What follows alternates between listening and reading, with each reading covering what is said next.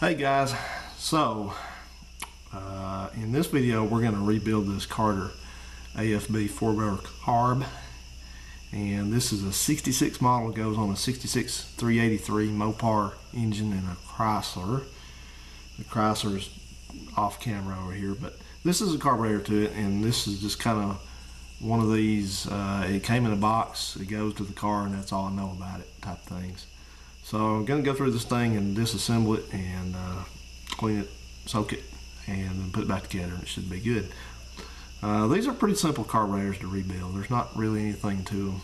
This one is the old, what I call the old style AFB, which means to me primarily that it has these vent tubes. You got 4 vent tubes up here at the top, and notably the top of the carburetor where the air cleaner mounts is smaller. I think this one's something like a 4 3/4, and the later AFB and ABS and the Edelbrock version is larger, a 5 1/4, something like that. So nothing really that important, except that, as a matter of fact, the whole entire carburetor is smaller. If you go down to the bottom and look at the base plate, you can't put this carburetor on one of these later intakes that takes like an Edelbrock. The pattern's different. It's still a square bore, but the distance from side to side and front to back's different, so they won't interchange.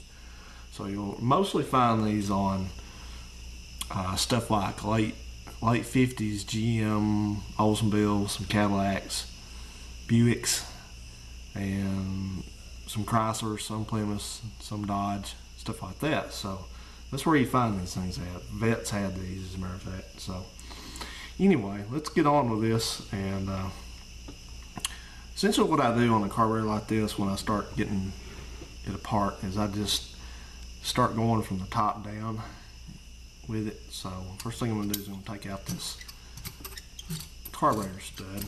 No need to take the wing nut off of it if you don't want to. Got my little area to the side. I'm going to put my parts. And then we got a fuel inlet, which the previous owner evidently has helpfully loosened for us. Got a little gasket on it. Need to replace that. Comes in a kit. And one thing to notice, this has got a little filter, a mesh filter right here, so just be careful with that. And you don't have to do anything with that. Just spray it out with some carb cleaner. That's it. If I sound like I'm a little quiet this time around, I'm a little under the weather today. I haven't been feeling that good. But anyway, don't worry about that right now. Might worry about it later, but not right now. So we've got a section of heater hose here. Excuse me, vacuum hose. I'm going to go ahead and take that off. It's not really working from the top down, but I just happen to see it. So it's about petrified. So we're just going to kind of easily pry that back and off. That is your line to your distributor. Advance, by the way.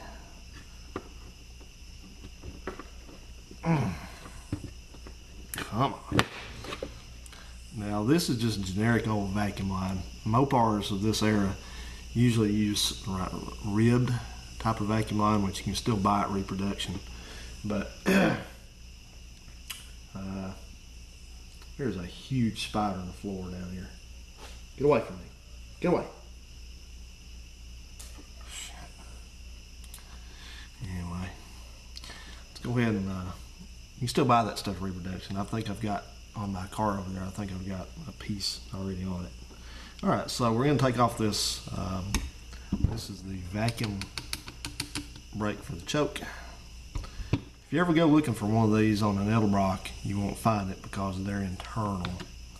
We got an internal piston made into them over here. You won't have this, normally have this on here. But these have it. These are original the Carter style, the Carter actual Carter. So you just got 2 screws, flathead screws.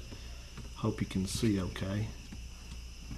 I've been accused in the past of putting my hand in the way, so try not to do that. Oh boy.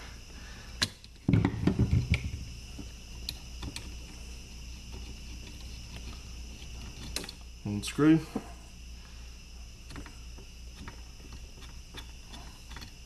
I hear dogs barking across the field over there. They found me. They know where I'm at now. So, if you ever watch any of my previous videos, you'll know what that means. Anyway, let's go ahead and see if we can get this vacuum line off here. No, I don't have a fancy smancy carburetor stand. Maybe I'll make one day, but I'm too simple to have one of those.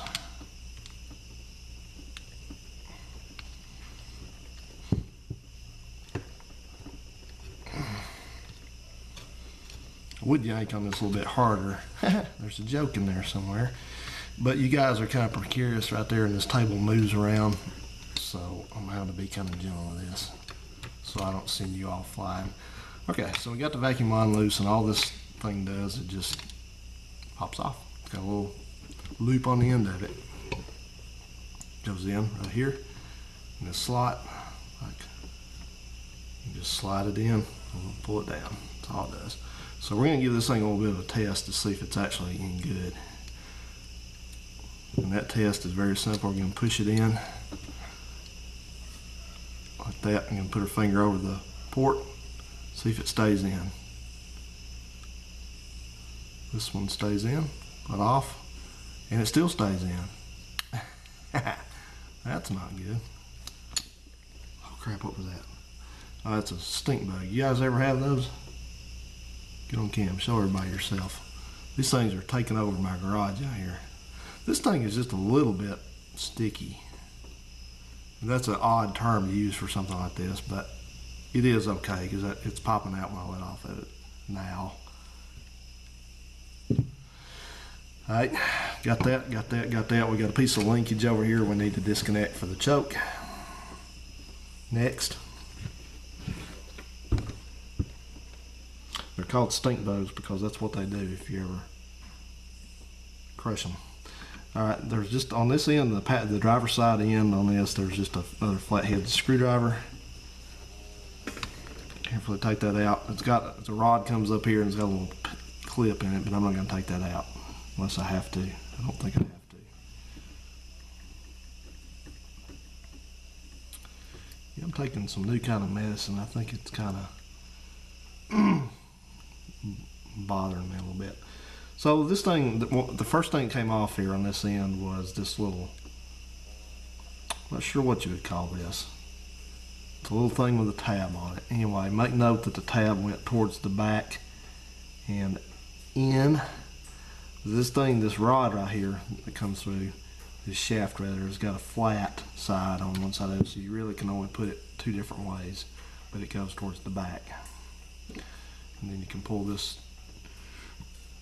rod off that runs the choke plate, and then you should be able to manipulate. Don't lose that screw. As a matter of fact, put the screw back in there. You should be able to manipulate this apparatus around and get this rod out, but you know, really, to be honest with you, you really don't have to take it out if you didn't want to, but I guess we will. So let's go ahead and get the carburetor. Something felt like it was kind of stuck here. This carburetor's not been used in a long time.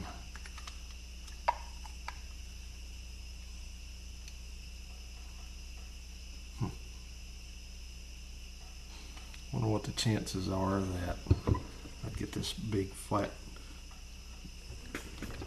Not very good. Okay, temporarily until I can get this thing turned around. Wait a minute. Hey, here it comes. Hey, look at that. We did it.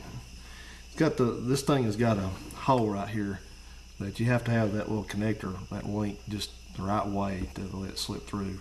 That's so that when it's in its normal position, it won't pop out. So, all right, next thing we got, we're gonna have a, you're gonna have the accelerator pump linkage right here. It's just got a rod that runs up, and it's got a little clip right here that holds the end of the rod into this lever, and then the pump is down in the carburetor, so it's got a little S-link. Now this thing looks like it has a slotted bolt on it, so I'm going to just see what happens here. I've rebuilt a couple Edelbrocks, but I'll be honest with you, I've done a couple AVSs also. But this is the first AFB I've had to do. How about that? So they're real similar to the other two. Alright, so the old bolt comes out. So the thing is with this is that there we go. Sometimes you have room to take things loose and sometimes you don't. Alright, if you see that, I just took this little S-link out. The bottom, I don't think it really matters, but the bottom of the S-link pointed out and the top pointed in. It's just an S-link though. It's got a little bit of a bend in it. That's the only thing. It's got kind of a, it's not totally straight, so I have to investigate that, if that's correct or not. Alright, and then we got, like I said, these got these little clips. I'll show them to you if I can get this out. I think I can. Yeah, there it comes. But anyway, this is the inside of this. This is this throttle linkage, and it's in the center hole, and it's got a little tiny clip. And I'm just loath to take those out because it ends up always losing those. So I just leave them together because that way I know where it went. I know which hole it was in, and that's it. So this thing's got a little bit. I'm seeing something here that's a little interesting. This has got a little arm right here that comes back, and it's probably going to be the, I'm not sure what that's to, but this is secondary.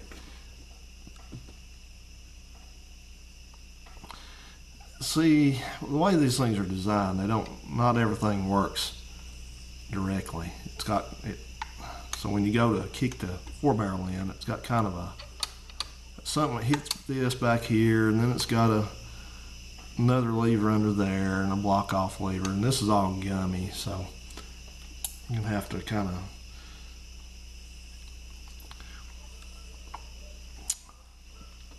be sure to clean that up. And if you look on this end of this is the passenger side of it, and it's got a kind of a more of another hell, what am I trying to say? It's got another series of linkages and things like that. I'm going to give you a piece of advice. You don't have to take these things loose as long as you get them clean, because like I said, you got a spring, you got another little wire clip, you got another wire clip, you got a lever, you know. So the main thing is to get them clean and working right. But you only got two pieces to this carburetor. You got the bottom throttle body, and you got the upper, the air horn. So this juncture, we're not going to be taking any more apart than we have to. So what we're going to do now, the next thing I'm going to do before I take off this air horn is, I know I've got two step-up pistons right here. They're under these little, I call hats. There's one single screw. You need to take them out. And one thing also to notice, different carburetors do this. This is one of them. This thing has an air bleed on each side. You see this little opening right here? And it's got a little tube that comes down, goes down in the carburetor, and it's got one out here also. So those things, they're not very large diameter, so they can gunk up pretty easy. If you watch my YouTube buddy Howard up there, Old Car Alley, he's been doing that on his car's carburetor also. So we shouldn't have to do it now, but that's one thing when you reassemble this, you need to take air and some kind of carb spray and just make sure you got them clear. So in the meantime, let's go ahead and take out these pistons. I think I'm gonna have to, nah, we're all right. I thought I was gonna have to get a smaller screwdriver. In fact, I think I'm gonna have to.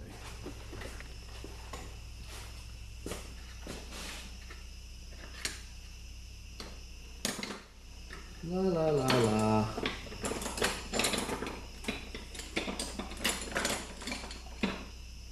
Please stand by.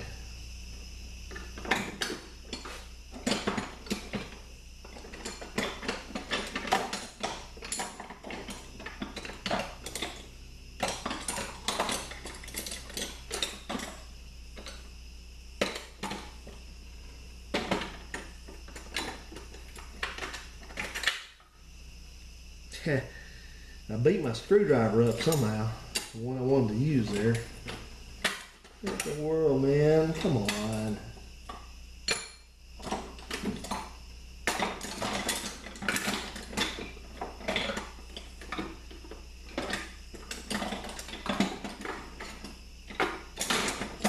Tell you one thing I know.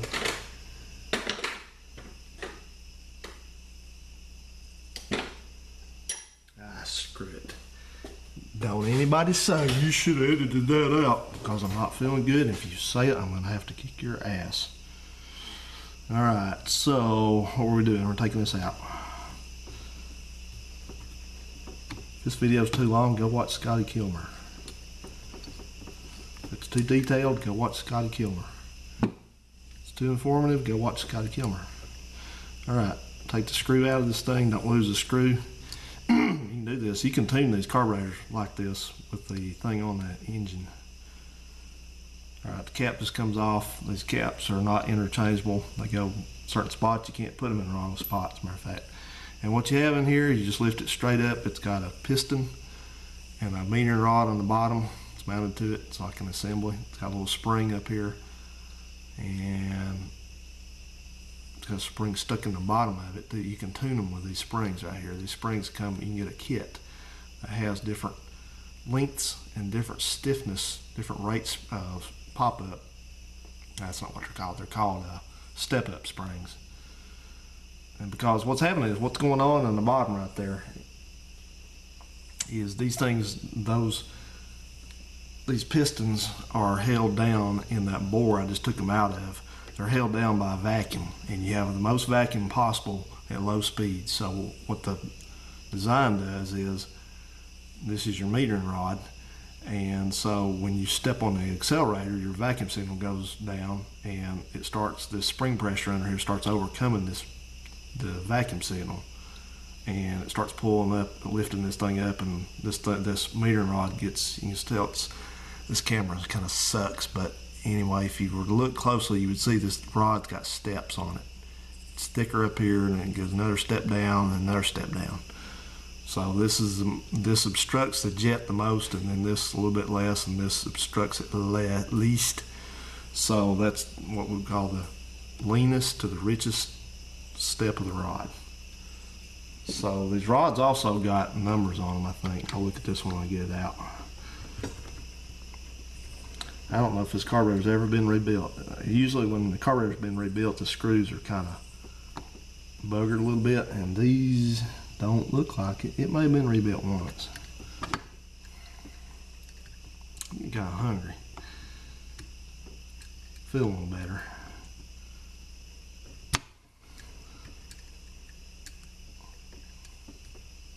I know somebody will say, they're going to wonder, what are you taking medicine for?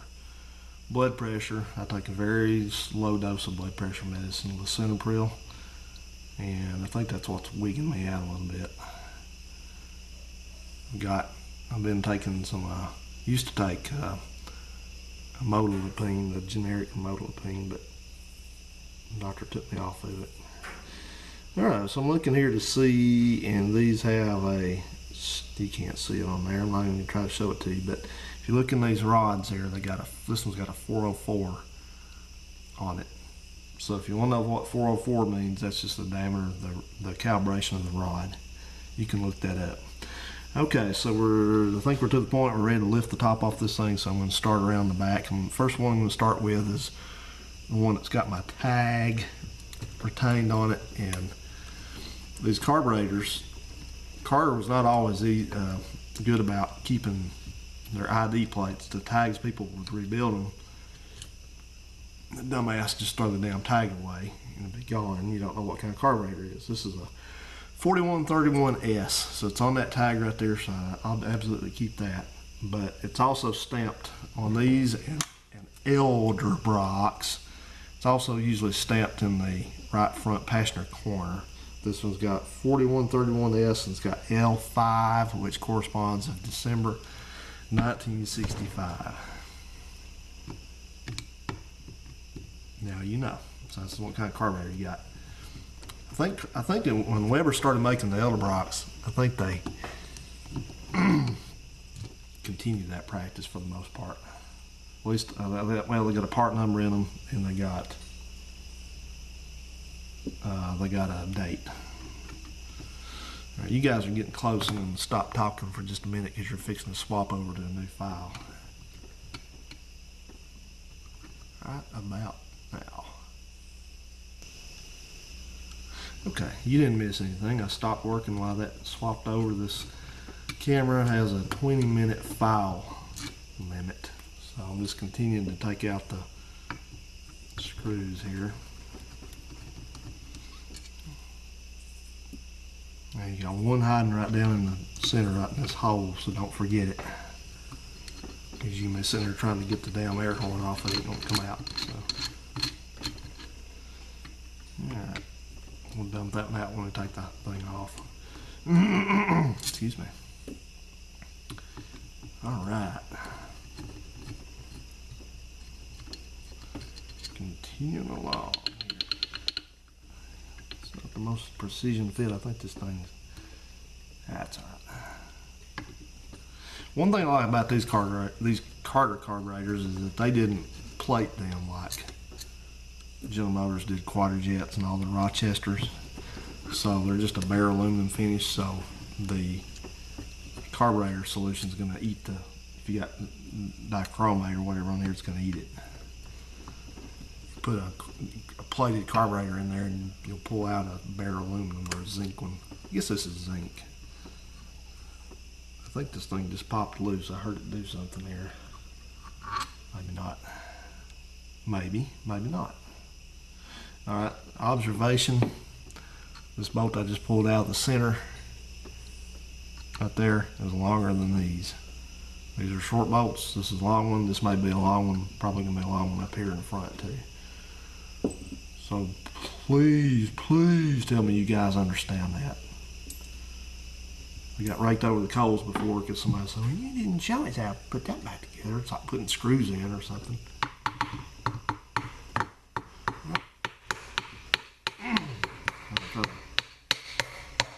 Convince this thing upward here.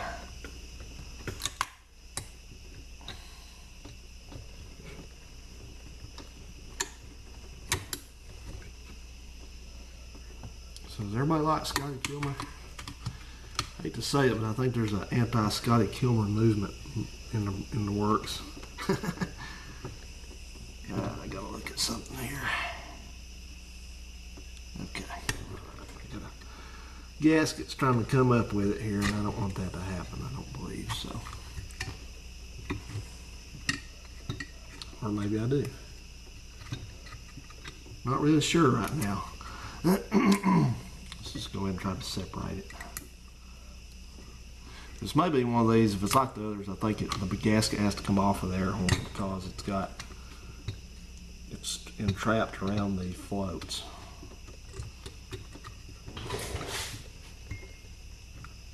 Come on now.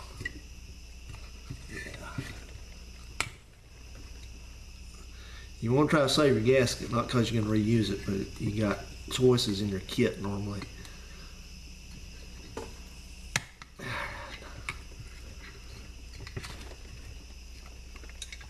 You're a fuss budget, aren't you?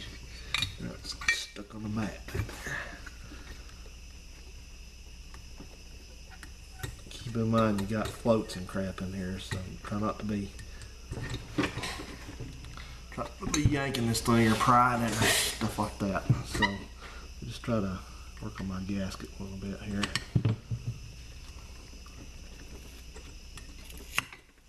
Yeah, it broke. The gasket did. That's okay. Alright.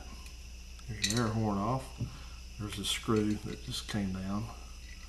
It goes in the front. There it is. So actually, you got, looks like this is a unique length also. So you got 3 lengths of screws here. You can see that? I hope you can. Anyway, this longest one goes in the back center. This next longest one goes in the front center in the little hole there. And these other ones that are shortest, they all go around the perimeter. So, let's look at this. This is not much to this air horn. All you got here is you got a couple floats. And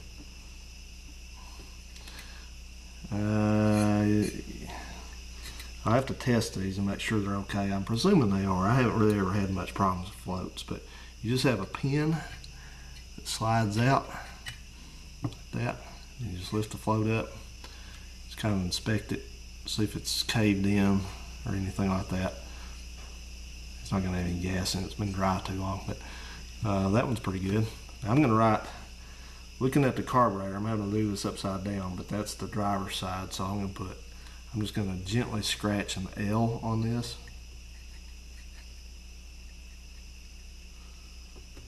And so that way I know which float's which. Probably shouldn't matter, but I just think about things like that. Alright, we'll slide the other pin out over here. Doesn't matter which way you put your pins. A little crusty right here. A little spot right here. It looks a little suspicious, but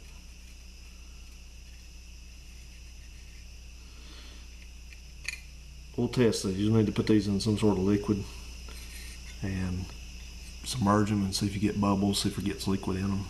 So check them out. No. The reason why we're getting these stink bugs in here now is because that they're coming in for the winter. They're trying to get indoors. You think something like a stink bug would be stupid, but it's not. Alright, here's your needle valve. It just drops in there. Just take it out. You don't need them, you get them in a kit, but pull those out. Alright, you need to use a larger screwdriver, which I happen to have one right here. You really believe that? I actually want one larger than that. I also happen to have that right here. So we're going to take out the seats, the needle and seat assembly. Boy, that wasn't in there very tight. Usually these things fight me when they're tight at all. Wonder what that means. Alright, remember these have a little gasket, a little fiber gasket under them. Don't lose, well, you can lose it if you want to. You got new ones, but don't forget to put the thing back in like that. Put the gasket under it. Same for this one. Let's see if this one's loose.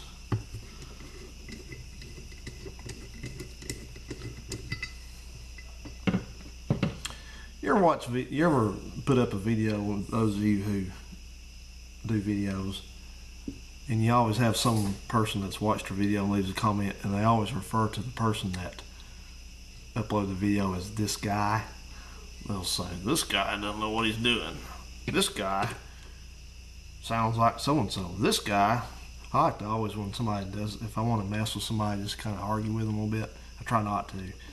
I'm tempted to always say, I'll reply to them, and I'll call myself this guy. So this guy doesn't care. This guy knows what he's doing. This guy at least makes videos. Anyway, know that this is important. So, all right, so we're done with this. We're ready to. You can submerge this in your cleaning solution of choice. I'm gonna kind of clean this off with some carb spray. Just get the worst of the grunge off so it doesn't contaminate my stuff very much, as much as it could. Okay, so this is the main part of the carburetor, called the throttle body. So you got some interesting stuff here, and you got some things that you need to very well pay attention to. You're looking at the front. This side is the front of where the front of the engine is, so it's looking towards the back. What in the world? This thing was drilled off center right there. So first thing I'm going to do, I'm going to pick out this accelerator pump, and this accelerator pump looks like hell. And what it is, this takes the, looks like it's had some moisture in it, but this takes the leather cup style accelerator pump, and I love these because usually the alcohol in the fuel will not affect them. So you take that out and keep the assembly, because I think all you get on this is a cup. So this thing's kind of ratty looking, so I'm gonna have to clean this all up, soak it and all that, and then you replace the cup. But we'll see what we got in there in the kit later. You got a spring underneath the accelerator pump cup, and then Just put that gasket. There's your gasket you need to keep for reference. And then what you have here, the first thing you got up here is this is your accelerator pump discharge cluster, what I call it. It's got 2 flat head screws on it, slotted screws.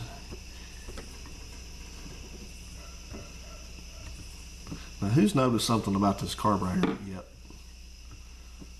that I thought was unusual? I had to ask him about it, but it turns out it's correct. You noticed it yet? What's different about this one? Those of you who know older, I know I'm calling it that on purpose, but Edel rocks. Let's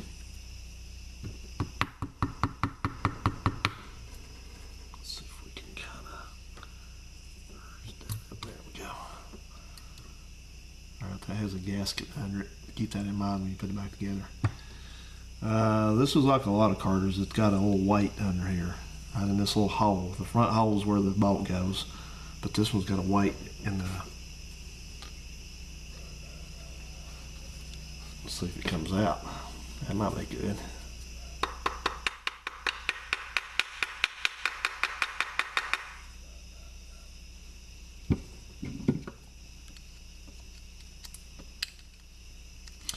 It's in there. Leaving. You don't want to. There it goes. All right. It's got a little weight in it that looks similar to it's brass, and it's got a little tip. Looks like it's an intake. You know what? This thing does have. I thought it was brass all the way, but it's not. This thing's actually got a rubber tip on it. How about that? I think it does. Maybe not. That may be all brass, but what the purpose of this is a when you push the accelerator and the accelerator pump cup goes down and produces its shot, they call it, squirts of fuel down into Venturis. When you let off of it, it pulls back on this cup, and if this thing wasn't here, then it would suck this little one-way valve deal. It would suck air back into the accelerator pump circuit, and so then the next time you went to step on the accelerator, you wouldn't be squirting fuel, you'd be squirting some kind of aerated mixture, which would be no good, and you'd have a stumble. So that's why that's there. Don't forget it. All right, you got 4 what I call Venturi clusters here. I think that's what they're called. That's what I call them. You know which ones are the front ones because they have the previously mentioned tubes on them. What I call them bleeds. That may be not what they are, but that's what they are in my world. And they're the same. And possibly you can mix them up with the rear ones. Just remember that these 2 with the tubes on them go in front. Boy, these things are not bolted down very tough at all. I guess it's not necessary. I always warn people when doing carburetors, when you put bolts back in, do not gorilla them back in. Well, now I said that, now this one won't turn. Golly. Wise guy, huh?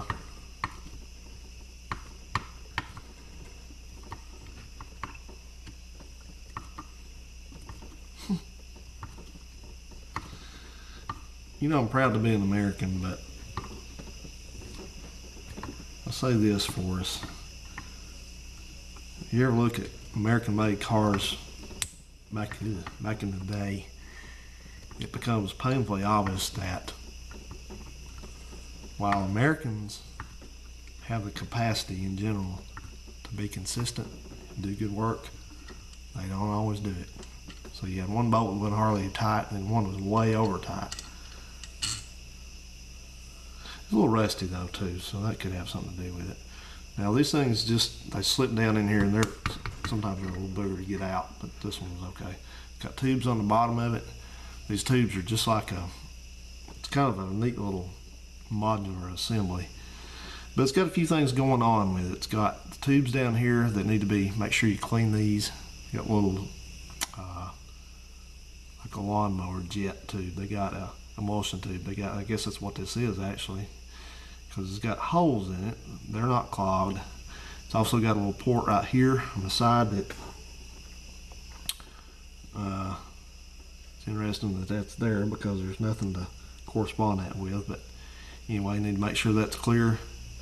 It's got a little hole up here at the top. You need to make sure that's clear, and this tube also. So spend some time with air and spray, just making sure this entire thing, all 4 of them, are properly cleaned. Kind of keep your screws together too. Now this thing's, they've each got a gasket under them. Be kind of careful with this. I may do this off camera when I go to dip this, but anyway, they all got a gasket here. The kit's got those in it. So anyway, let's go ahead and pop out the rest of them. There again, that one came out very easily. That screw did. So that means the next one is going to be tough to get out. You think? Nope. I wasn't going to do this video because there's a lot of AFB rebuild videos on YouTube, and well, why not? The people that complain about the way I do things will have something else. They'll be upset if I didn't make this video. So, all right, there again, another front one. I think these are mix and match. It doesn't really matter, but I try to put these. I'll probably mark R and L on these too. So take the 2 back ones out, 2 rear ones.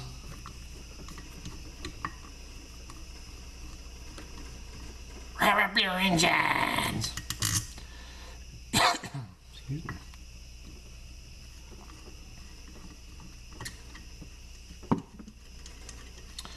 And again, there isn't much to this carburetor. Comes out and has no tubes on it. Rev up your engines!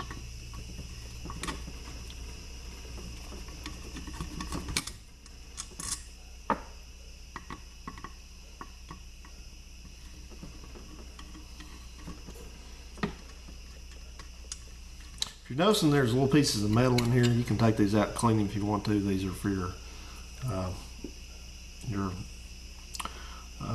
float chamber. They kind of keep the fuel in where it's supposed to be. That one came right out. This one probably won't, but there it is. You can clean these up. Kind of got sidetracked there, didn't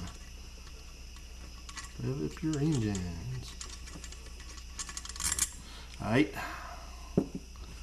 Tap it. Come on, come on.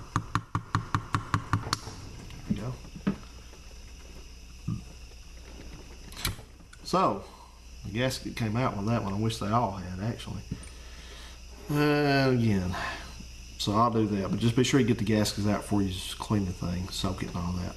So one thing you got left on this thing is you have 4 jets to take out. You have 2 at the front, 1 here.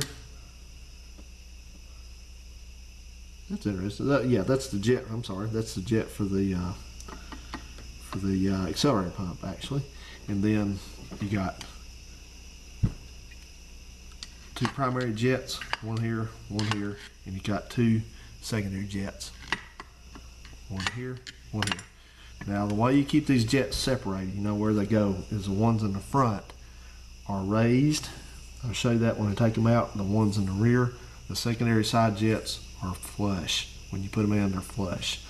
So if you go to put these things back together and they're not, like you got them in the wrong spot, you need to correct that.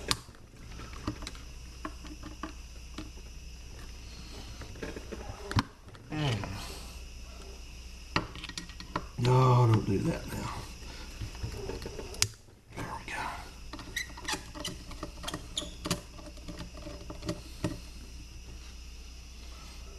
Now, don't booger a jet up trying to get it out. If it won't come out, just leave it. Because you can, with enough air and solution, you can get it out and get everything in there clean. So you need to try to take them out, but don't kill the thing.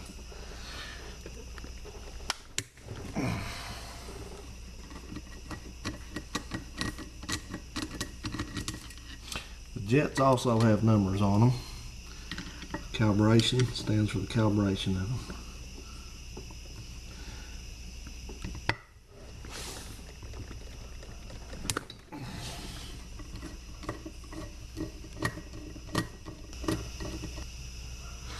Okay, so get these last things out here. I'm going to give this one here another shot. See if I got a little bit better screwdriver I can possibly use on that. In my toolbox, probably not. I got a bigger one, so let's.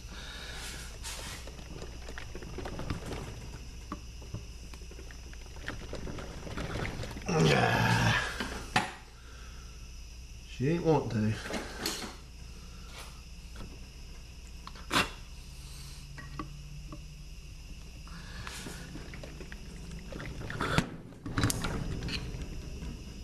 Oh, that jet's not going to come out, so I'm not going to booger it up because I'd have to order another jet and all that crap and risk tearing my carburetor up, so I'm not going to. I may work on it later off camera, but yeah, so have it your way.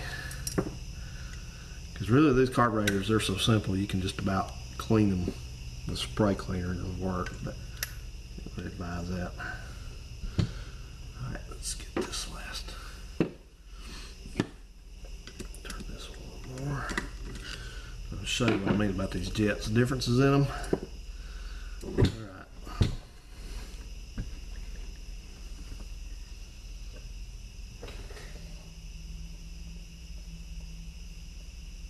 Yeah, you suck. Alright, so if you look at these jets, hopefully you can see this adequately on camera, but if you look at these jets here, this is a primary side and this is a secondary jet. Now you see the differences in the size of them as far as how high they are, how tall they are. See, the primary side's like nearly twice as tall as the secondary side, so that's how you know which of these are which. And I can look and see that the primary jet is significantly richer than the secondary. These are they got a little number stamped on them. I think this one's a 252, 120. Well, it's got 120 on one side and it's got 252 on the other.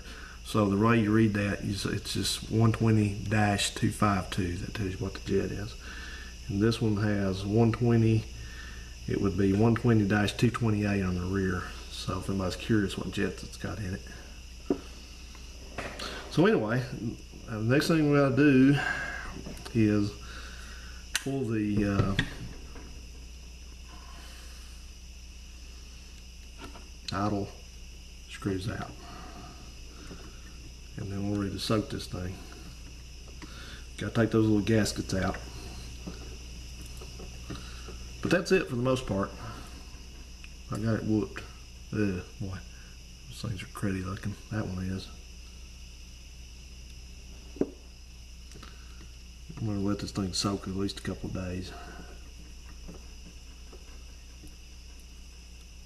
You ever seen one of these older carburetors like this that has these things covered with a cap, a little black cap, something like that? That's called a idle mixture limiter cap. It's there. It's surprising it's even there, but it's there because it's designed to keep the consumer from being able to adjust the mixture too rich.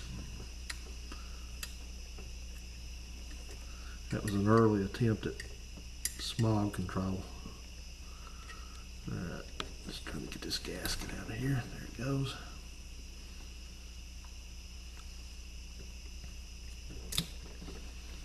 Yeah, I don't think this thing's ever been rebuilt.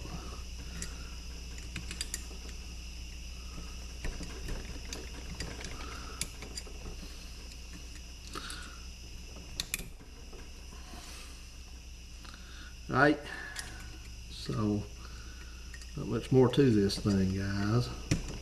Just be careful with your pick here.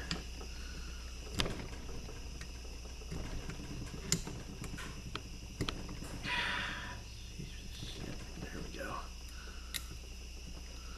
Well, this is hard. I asked my brother today, I was helping him with something. I said, you got a pick? And he handed me like a little one with a straight thing on it. I said, no man. I said, one with a loop end on it like this. Right. Oh yeah, I forgot something. Let's take out this jet if it comes out for the accelerator pump. Yeah.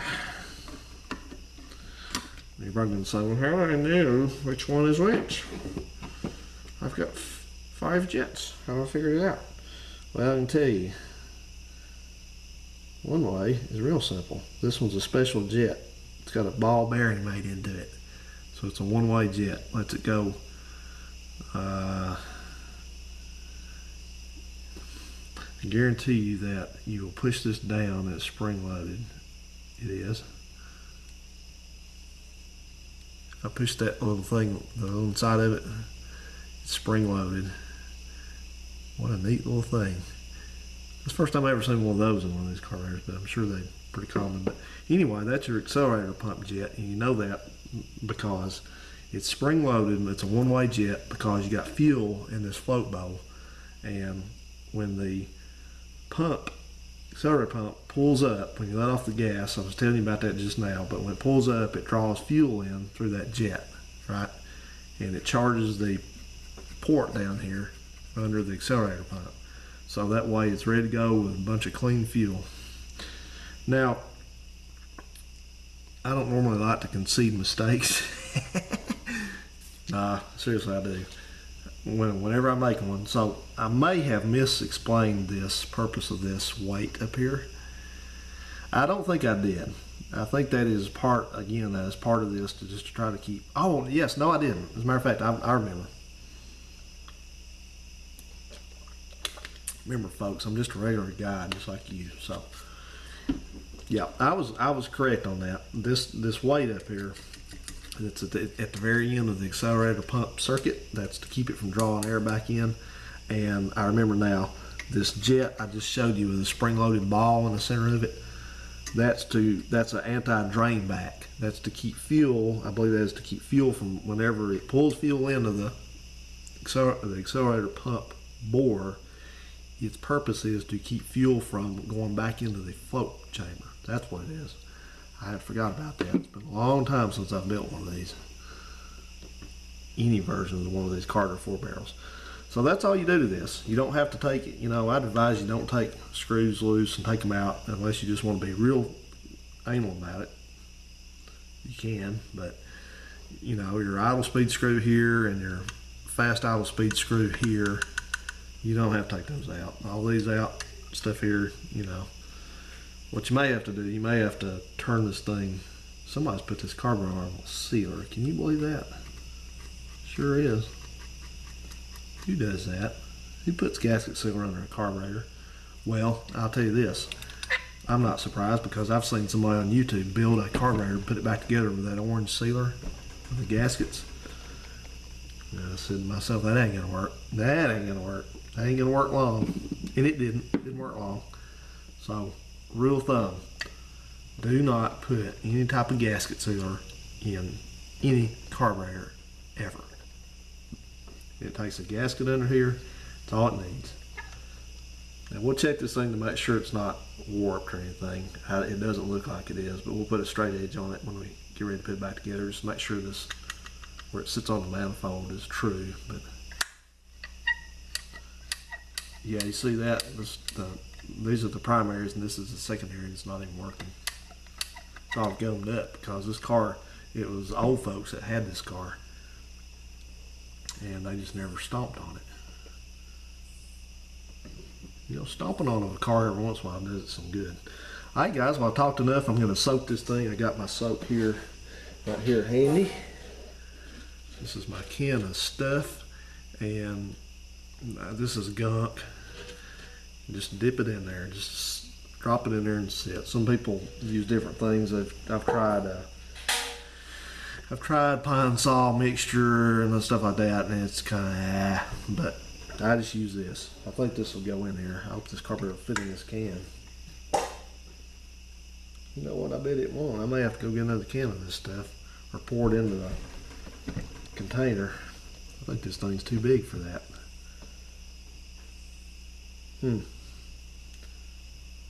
What did I do on this last time? I haven't ran into that before.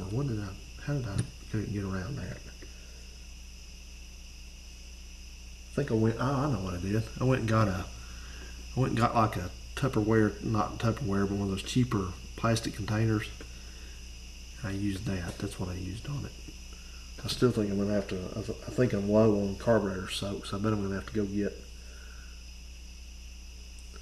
another can of that crap, and it's not cheap either. Alright guys, well, I'm just rambling. So anyway, I got a kit for this. I had to order this kit off the internet. They didn't have it local, but anyway, that's such is life. We will clean all this stuff up and we'll get ready to put it together, and we'll do a detailed job of putting it together, because that seems to be the part that most people have the most problems with. So that be that. See you then. Hey, so I was right, that none of this will fit in that can directly. Quadrajet will, but that won't. So I'm gonna have to soak this in a tub, this and the body of the carburetor. That's okay though. But anyway, regardless, I have my first load of stuff to put in here in my basket. All the small parts. I got all the bolts and all that stuff, and I'll put that in there like this. Those bugs flying around, that's those stupid stink bugs. But anyway, I'll show you what I did not. Whoops, got one here. Excuse me. Got 4 actually. Drop those in there. Show you what I did not put in there. I did not put the floats in there because the floats won't go to the bottom. They'll float if they're any good. I did not put these step-up pistons, metering pistons in there because they're just too fragile. I clean those by hand. I did not put my ID tag in there because it is painted black and I want to keep it that way, so I'm going to clean that by hand. Those things are not, you can clean those by hand easily. I'm going to replace the inlet jets, the needles. We're going to replace those, the seats assembly also. We're just going to spray out that little mesh filter. Do not put that in there because that's got a rubber diaphragm in it. You'll ruin it. So don't do that. And of course, this gasket's over here. Got this little weight here, but I'm just going to put it in my hand clean pile. And that's it, guys. Clean the crap out of this stuff. If you got an air compressor, even if it's just one of these little chintzy ones, go ahead and use it to blow out the passages of the carburetor, because if you don't soak it or you don't clean it and blow it out, then you're liable to be coming back to this and doing this job again. So I don't want to do that. So I'm going to soak this overnight. This stuff should be good to go in the morning. Then I'm going to go get some more of this solution and another cheap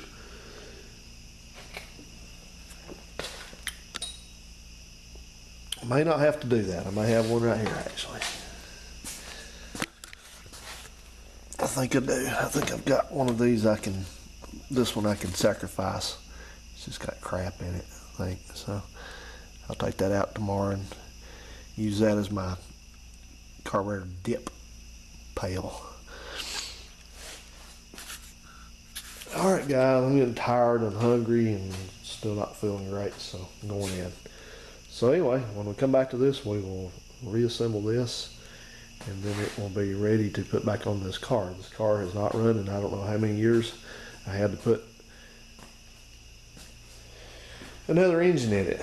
They tried to get it running at some point some years back, and something disastrous happened to the original engine and it broke it.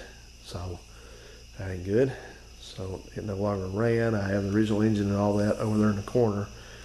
But I had another one that's supposed to be good, so I put it all together, and that's where that carburetor's going. It's the original carburetor for this car. This car had a lot of original stuff still on it. Glad of that. But anyway, appreciate you watching so far, and we will pick up this in just a second, and we'll be putting this back together. All right, here's some good news. I just sprayed this carburetor down with some carb cleaner. That's all I did, and I just worked with this linkage a little bit, and I can do this one. Not easy. But I have the secondary side is working now. It's not working good because I got that, but this thing here just freed right up and it's just gummed up, so I don't have to disassemble anything to make it work again. It works fine. This carburetor is going to clean up nice. That's just with a little bit of a light spray down. So I'm happy with that. So, but anyway, we are going to come back to this soaker. Cleaner, pull it out, spray it out, put it back together.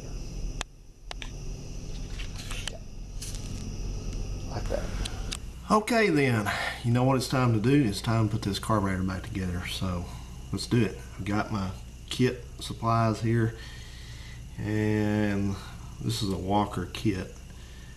And the thing to note about kits is that they'll have a lot of parts in them, and you may not always have to use them all, like extra gaskets for different applications and things like that. So don't worry if you have something left over, as long as you get your carburetor back together. That's all you have to worry about. So I'm kind of putting this thing back together from memory without going back and looking at the video, so I may have to, a time or two, I may have to reverse course or have to think about something here, but that's okay.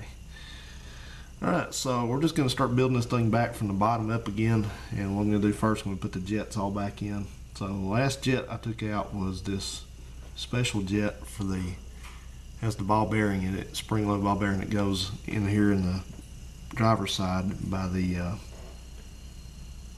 where's my screwdriver at? There it is. By the accelerator pump. It's part of the accelerator pump operation, so you're just going to screw it back in. Sometimes this is not that easy to do.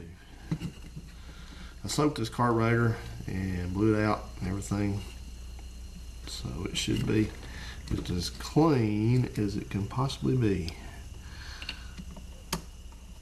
Used air pressure to blow through all the jet passages and the jet that's wanted to stay in there, all that good jazz. So okay, so speaking of that, that's in. Speaking of that, I had one of these primary jets that stayed in there. I didn't want to booger it up trying to get it out, so that's no big deal. It's no real consequence. So now I have to get my other jets and put them back in.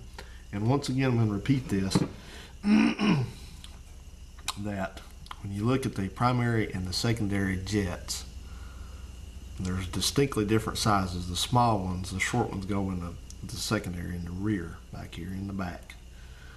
So I'm going to go ahead and put this other tall primary jet in over here.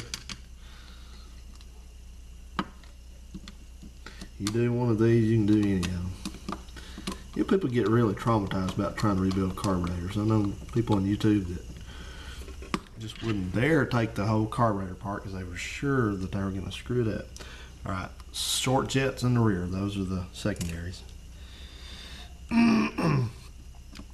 If you just do one of them, you'll learn it.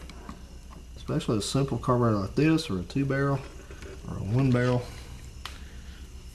You know, the carburetors are not like a black hole or something that once you get into it, a Pandora's box or something, that there's no fixing it ever.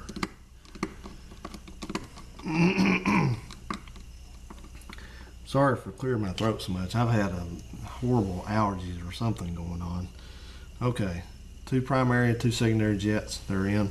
Let's go ahead and put in these little, what do they call these things? Kind of they keep the, they have them in fuel tanks. What do they call them? Baffles. And the baffles go in, they're designed so that there's the insides of them kind of see how they're made. So that inset part kind of faces the part that sticks out on the back goes back towards the rear. Look at that. Just drop it in, tap it flush. That's all you gotta do. Got a little tab on the bottom so it can't go all the way down. I had to think about this, but remembered. Okay. Alright, so we got that in, so we're ready to put in our Venturi clusters, and you have 2 primary with the tubes in them, and then you got your 2 rear, which do not have tubes in them. So the front of the carburetor, I don't know if I've got this thing turned around from the way you guys were looking, but the front accelerator pump's up here, so, and the PCV is up here at the front, so it's facing me, so I know I've got front to front. Anyway, don't reverse them, whatever you do. So anyway, all we got to do about this is we just got to find, I got some gaskets over here to go under them. So you just dig these gaskets out, and they're not really exactly similar, so So you just kind of take a look at them. And now one thing helps me is I've got the old ones over here too, so I can kind of look at them and get into my kit here, and I see one that's similar right here. But find another one looks like that.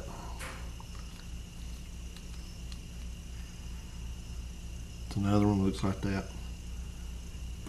They match. It means the ones for the rear are the same gasket side to side. It just may be turned backwards. So that matches that one, and then that is not that. And then I got another one here which is looks almost just like that. I think I got 4 of these. Something's messing with me here.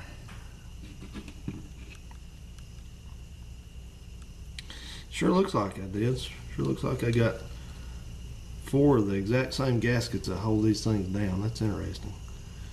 But I'm not sure that's right though. I think that, let's trial fit one of these. Well,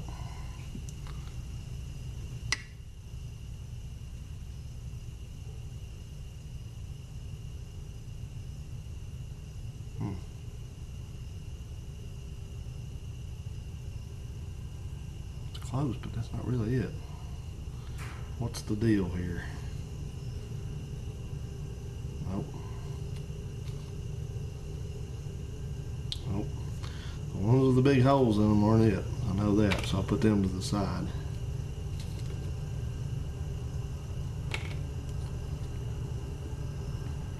So I guess this means that doesn't look right.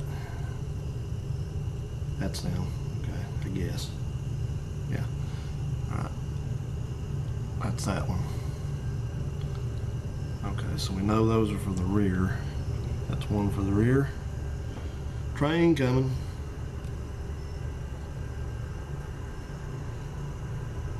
There's another one for the.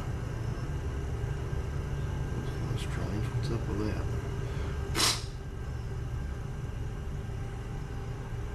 There's a bubble in that. I don't know what that is.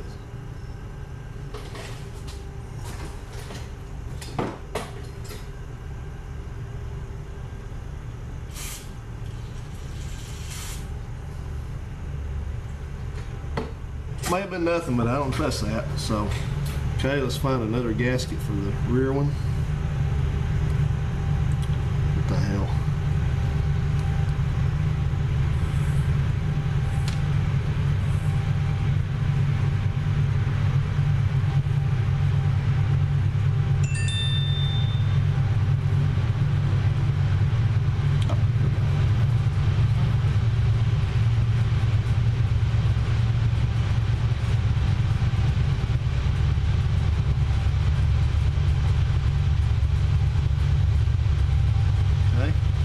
Find the ones for the front ones.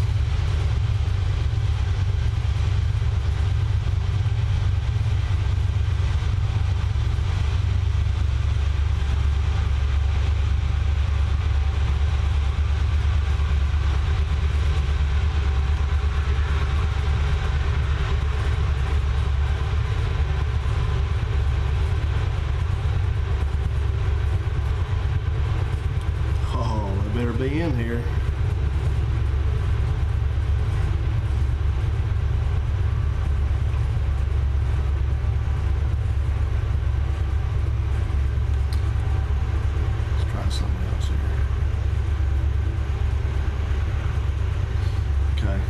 Sorry about that. Got one backwards. That's for the front. They will fit the rear, but the reason why they have to go on the front is because they got this little knockout right there for this tube. So sometimes you got to futz with these things to find the right matching gaskets for them. Which I'm not too happy about.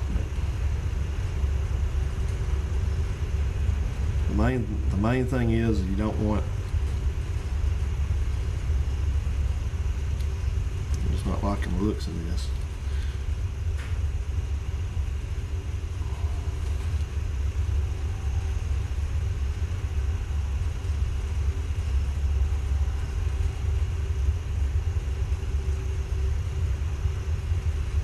You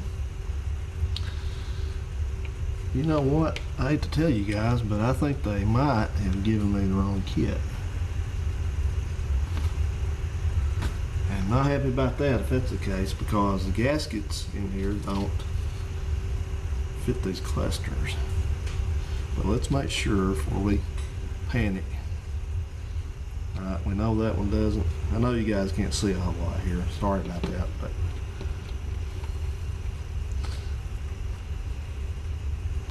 that doesn't fit.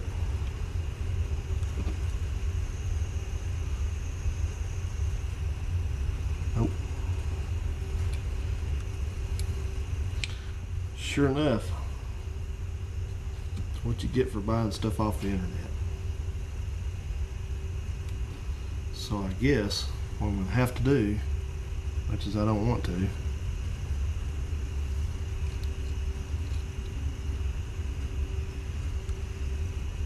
I guess I'm going to have to use one of the two of the old ones. That sucks, because they're about broken. Gosh damn. I tell you what, you cannot depend on anybody for anything anymore. There's just no way.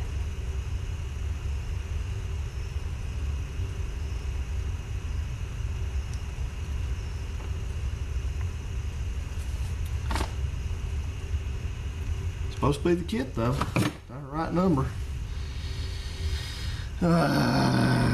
You suck. You suck. So what do you do when that happens, huh?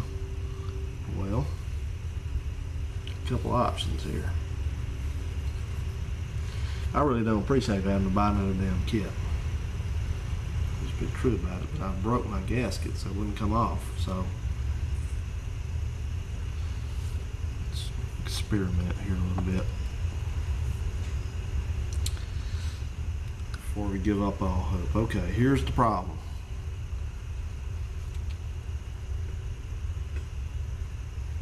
Yeah, that's a bad problem too. That cannot be made to work. There's no way.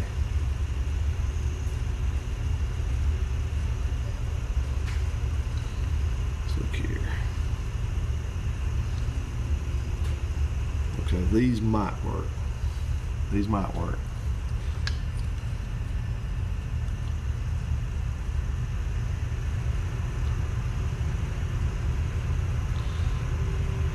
Okay, here's what's going to have to happen, I think, to make this work, and I'm sorry I'm dragging this out.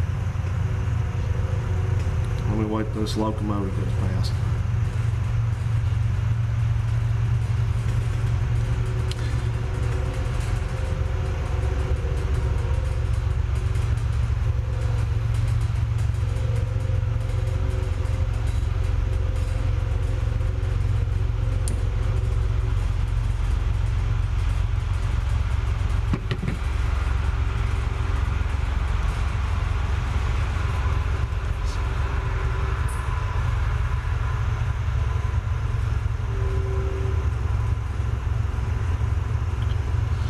Alright, so we wound up with two gaskets that were right and two that are mostly not right. But here's the deal.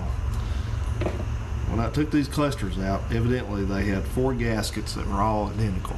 Okay, so this is one of the old ones, and this is one of the new ones. This is the newest. This is the one new one that. Wait a minute. Let me look at something here. I know this is boring. I'm sorry. I'm sorry. But you need to know how to deal with stuff like this. So get out of there. Get out of there. Because we got to move forward. So, alright. So this is the one evidently is on the secondary side, I think.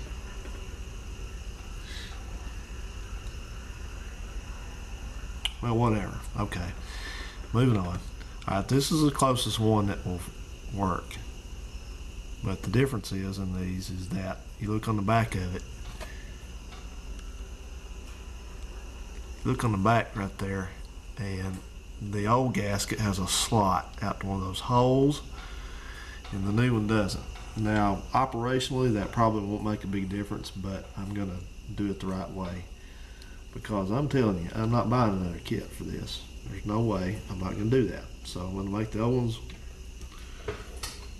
work, and that's just, I mean, the new ones worked, and that's it. So what I'm going to do is, let me find the two that match up here. You idiots. I don't know where this kit was made, but I have to kick their ass. So anyway, I'm going to do this off camera so that it doesn't bore you all to tears. But I'm going to take my X-Acto and I'm going to cut these slots as appropriate in these two gaskets and make them work, because that's the only idea that I have to do. So that's what we're going to do. So I'll come back when I get that done. Alright then, so I got a little bit traumatized about this, and I really, as I studied this, I didn't really have to cut these slots, but I did anyway, just to duplicate what the factory did there. So these are for the secondary side, but the secondary side Venturi clusters are just very simple. All they do is they pull fuel up through the center hole right here and discharge it out the nozzle right there. That's all they do. The front ones are different. They've got these pickup tubes and stuff, so really we didn't really have to do that. But I'm going to do it anyway because that's the way it was. So I'm going to get rid of all the rest of these, get them out of my sight. So kind of irritation for nothing there, but you know, comes to carburetors, you got to do it the right way. So let's just go ahead and make sure you got your gasket the right one in the right spot, and that one is all the holes match. All the holes match, they line up, all that, so they do. So let's go ahead and drop in one of these clusters here. So they're right and left. I said they weren't, but they are right and left.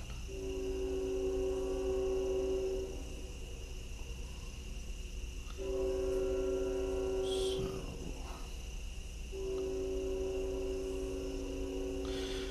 right, this one, you look at your how it looks down in here, match your gasket up with it,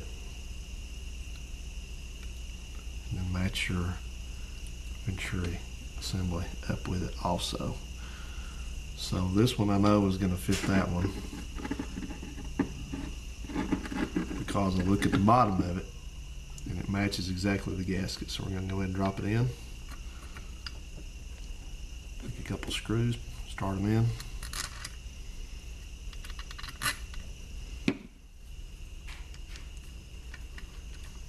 These things you need to make sure they're clean, clean, clean. Spray them out, blow them out, whole 9 yards.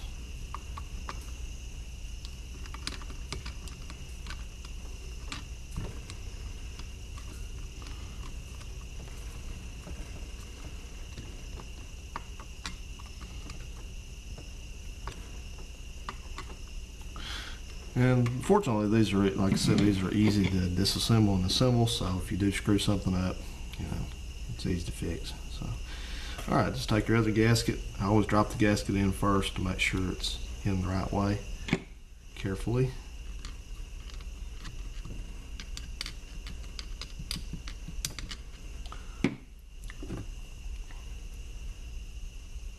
All right, look at the bottom of your Venturi cluster.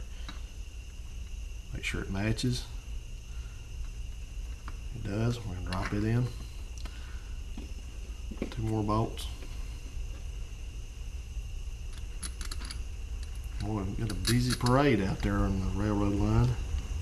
That's a northbound.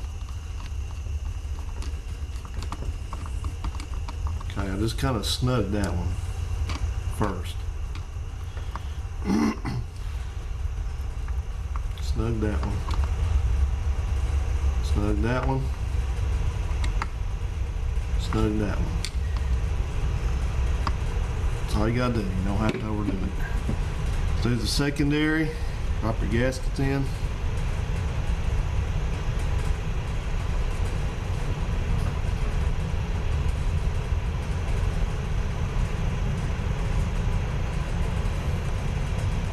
That one in the wrong way.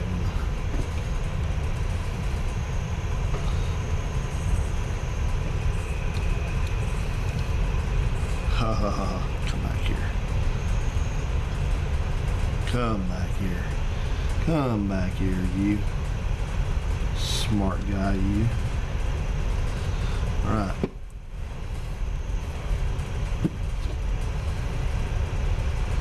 These can go either side, it doesn't matter. They are right and left, but we're gonna just keep them where they go. So let's look at your bottom, match it up with the pattern here, drop it in. The other matches, drop it in. 2 bolts, 2 bolts, 2 bolts, 2 bolts.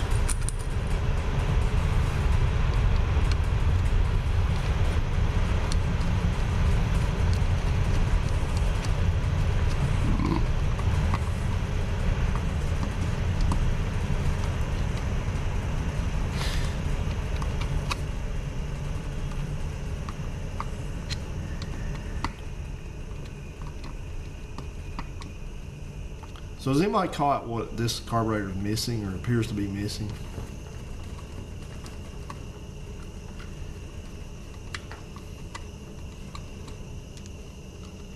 I'll tell you. I'm gonna look at something here just by the way. Just curious. I looked at this already. I just want to see where this air bleed goes. It's in there.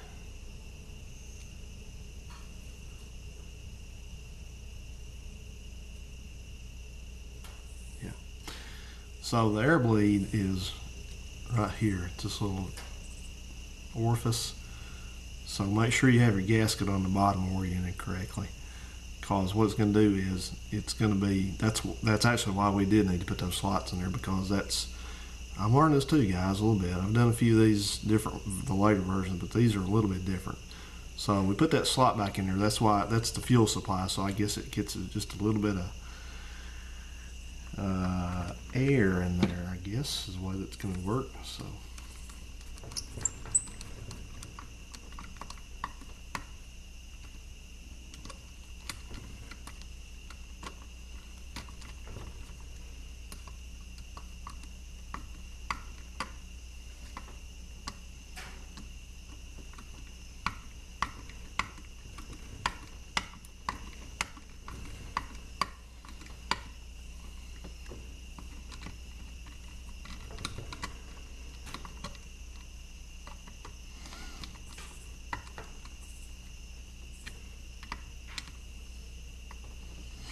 anyway, what it does not have is it does not have the flapper in here, the weighted flapper in the back. You ever taken Edelbrock apart?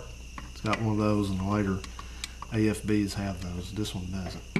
It never did. So I don't know. I guess they thought a Chrysler was low performance enough that it wouldn't need one. But okay then. So what we got here is, we're about to the end of what we got to do, but what we got to do next is we need to drop in this, let me just set my eyes on something here I saw before. This thing is giving us another one of these little weights, but I'm going to use the old one. The old one's in pretty good shape, so we'll keep this for spares. Remember your weight right here. It goes in the hole that's not threaded, the one towards the back. So, because the front hole, threaded hole is the one for the air horn. So all you do is just drop it in. This one doesn't have a ball bearing or anything on the top of it. I don't think it ever did. It didn't have one when I took it off. So, we'll see, it'll mess with it because this thing has got a ball bearing in this little supply kit, but don't worry about that. If it didn't have one, just put it back the way it was. So we got to get our gasket for this thing, our discharge cluster. Yeah, cluster is right. So you just look at your shape here. That's not it. That's not it. We're not having more problems here with this. That's it right there. Remember, no overlapping the holes and no covering a hole that wasn't covered previously. Alright, screw that back on. Alright,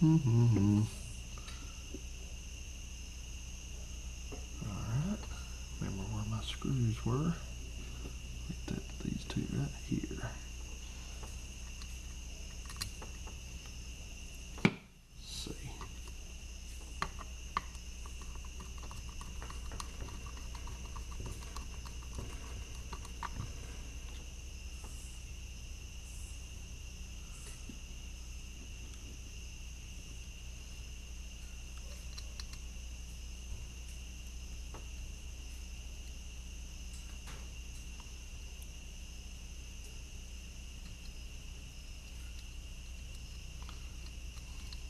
Let me look at something here.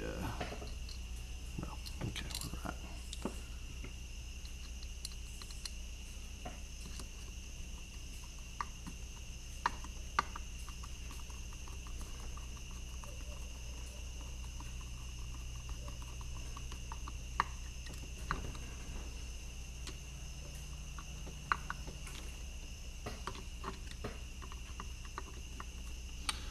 Okay.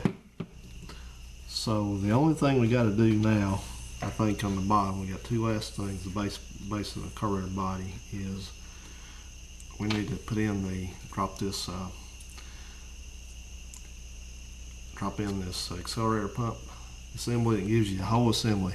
Like I said, this is a leather cut, and all you do on these prior to putting them in, you just take your fingernail and just kind of gently flare it just a little bit. Just go around the perimeter. Don't rip it. Like that. Just kind of flare down a little bit. Yeah, that's good. Now this is going to look weird to you, but this is what you do. These things depend on a little bit of gas, the gas that's in the carburetor to affect the seal. It kind of makes them a little bit more pliable. So what you do is you take a little bit of oil before you're ready to drop it back in and just put on it. And it soaks in. Remember, this is leather, so leather's durable. These cups actually last a long time, so unless they get ripped or something. And then that just kind of helps it seal. And then when it pulls gas up to the carburetor, it'll also do its thing there too. So, alright, that's looking pretty good. Sounds good. So we're just going to drop it like about there. Don't forget the spring. I almost did. Just let it lay there. Okay, I always just take a look at things and just kind of assess where I'm at and see what I got to do next. Yeah, let's go ahead and put our mixture screws in. Now this is a big thing here, so I'm going to turn this carburetor around because people are going to be on to me. So you didn't show us that. Alright, this is your mixture screws, and this is a big thing with people that they don't know. And it's okay not to know, but I'm going to show you here again. I did a video that's been extremely popular about this. So this is how you do the preliminary adjustments when you're building a carburetor on the mixture screws. And remember that idle mixture screws are only for the idle, and they have very negligible effect on the running, the main mixture. So let me get my hands out of the way. Here's what I'm going to do. I'll take each of these, I'm going to run them in till they're lightly seated.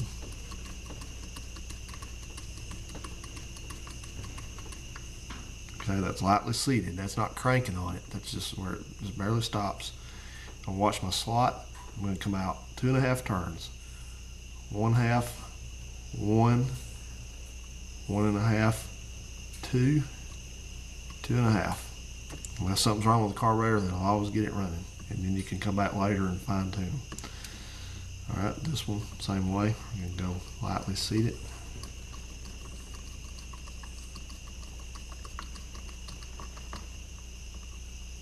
Get my screwdriver. lightly seated.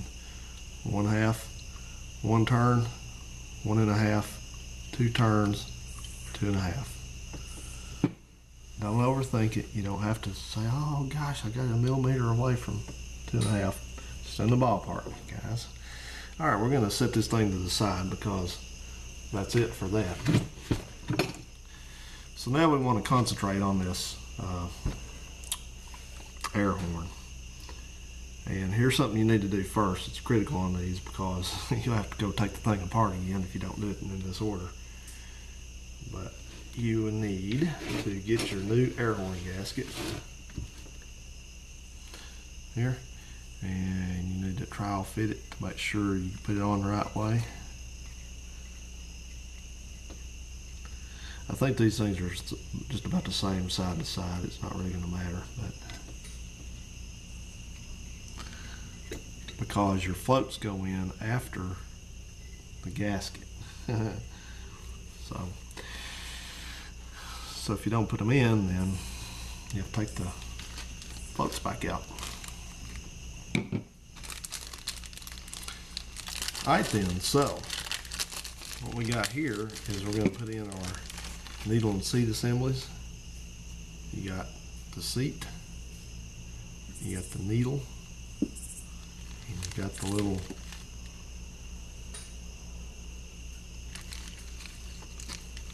gasket that goes under it. I told you about that. So this thing, I don't know what these people are smoking, but this thing has got,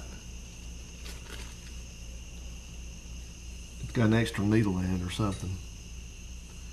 Who the hell knows what that's all about, but anyway, they look the same. Just kind of compare them to your old one. Make sure they're the same. Yeah, they are. And these do not use any kind of, they got little wire hangers in here, but don't bother with those.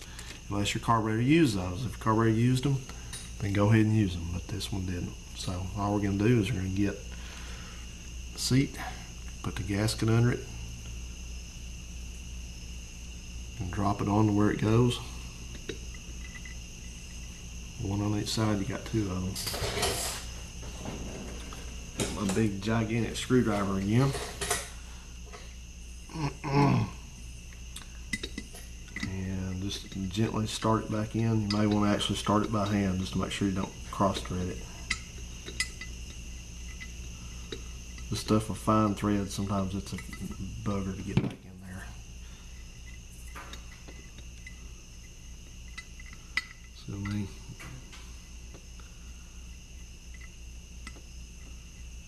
okay, because it's not quite straight up and down. All right, that's what she said. All right, here we go. Start it in.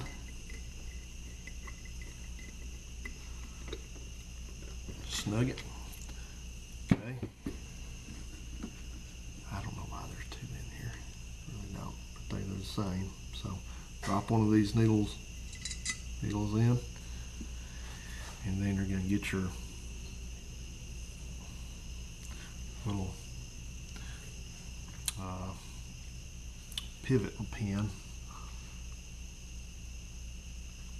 I'm just looking here. When I stop talking, I just look over here. I just kind of look at stuff just to make sure I've got what I need when I need it.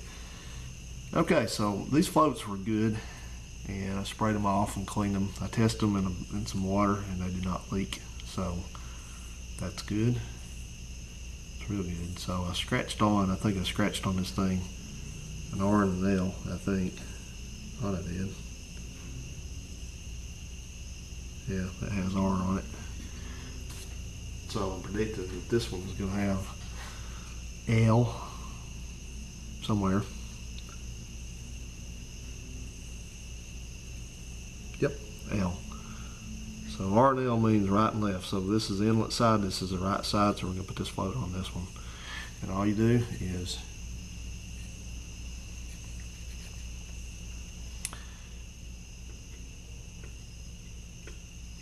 just drop this thing back on here, put a pin in it.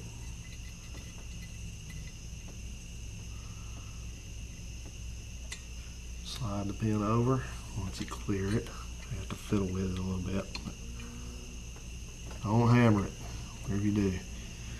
Now if you look at these floats and one of them is bent or collapsed or something like that, you need to get new ones because they're not going to work. Alright, now these floats go in. When you look at it, if the carburetor is turned over, this is the top of the float looking down at the carburetor. So we're putting them kind of like that since our air horn's flipped over. So let's go ahead and do our other needle and seat. Oh, we're fixing to swap over to a new segment here. All I'm doing, I'm going to unload this while you guys are swapping over to a new clip.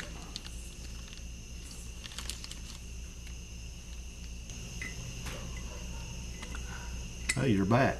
Okay, so all I'm doing is I'm putting the other seat assembly in. This one started easier than the other one did. I wonder if there's a hidden meaning in that.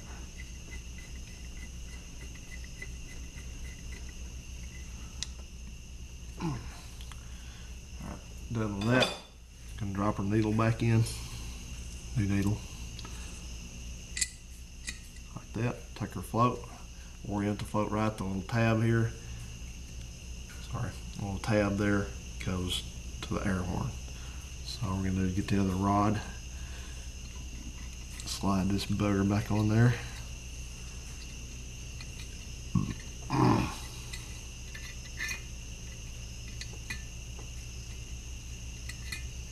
That's it. Not much to that. Now there's a procedure to go through to measure the float drop and the float setting, the float height on this. And so I'll read what it says to do here for you. You need to do it at this stage. So the adjustments are float level is taken, you measure the floats with the air horn turned over, inverted on the bench with the the floats resting at their top position that way. Like if it's full of fuel, how far up they can go. So do not push down on the float, whatever you do. Don't push it all on that because it messes the rubber tip up on this needle in there. Alright, so this one, now my carburetor for that setting is supposed to be, man, this printing couldn't be any smaller, that's for sure. Not unless I tried. For Chrysler, let's see, 1966, 383, 14, 426, and 440. Primary and secondaries are set the same. So your primary float is the side that's got the fuel inlet, which is this one here, and the secondary is the side does not have the fuel inlet. Primary, secondary. So 7/32, so it's going to give you it is going to give you somewhere. What did I do with my little, there it is, measuring stick.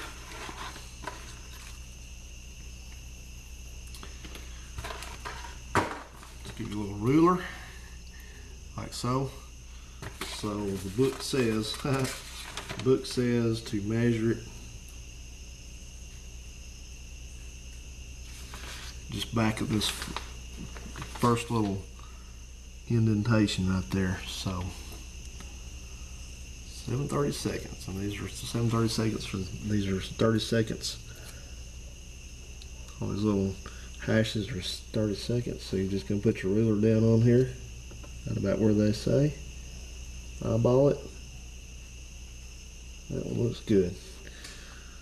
Eyeball this one. Remember, don't push it down. All you do is push the gasket down. Right on. Okay, good. So this is the one that can be a little bit tricky to do. You got to do the float drop. So what we do with the float drop is we come back and we have to turn this thing over, and you need to turn it over like it's sitting on the carburetor so the floats drop. But don't turn this thing up this way so the pins fall out, because you do that, your float's going to go flying, possibly falling off. So let me get my measurement for that. Good grief, I need a microscope to read this. Alright, where are we at? Alright, 3/4 of an inch. So what's going to happen is we're going to turn this thing over like this, carefully. And remember, don't tip it. And so we're going to measure how far down these floats have fallen. Can you see that? I'm sorry. We're going to measure how far down the floats are hanging. So 3/4 of an inch is the measurement this was supposed to be. And let me see what we got here. You measure it, it's not precise. You just take your thing here and you measure it just about, I guess they call this the toe of the float, right here to here. So let's give it a measure.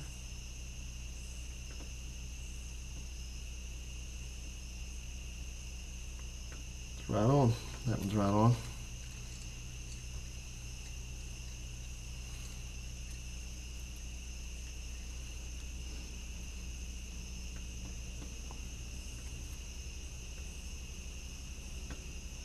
And that one's right on. Let me do that again so you can see. I'm sorry, this camera's kind of far back there. This is supposed to be 3/4 of an inch at the end, and it is. So that's something you always measure. Because usually I've found that when I take a factory carburetor apart, I don't normally have to adjust the floats. It's just when somebody gets in there and starts messing with them, that's when I have to freak with them. So. Okay, once again, I just kind of stop at this stage and I just look in here to see what I got. I kind of look at my parts over here and just kind of make sure that I'm not getting ahead of myself. I'm not forgetting to do something. Just look back at the carburetor over here. Make sure I got the things in it that need to be in it. Jets and accelerator pump, Venturis, gaskets, discharge assembly. It looks good. So I think we're ready to just go ahead and drop this air horn back on here. And then we'll continue with that.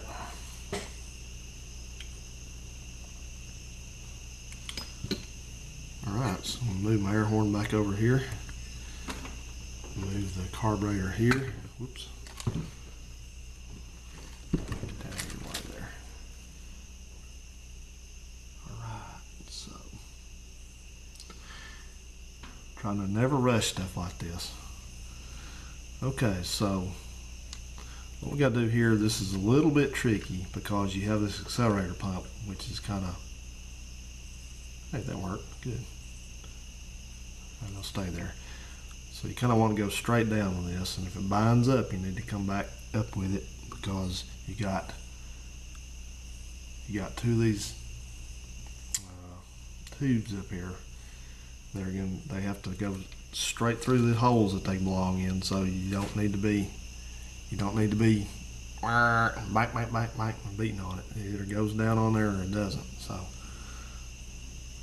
the only thing I'm trying to remember, to be honest with you, is if I have to,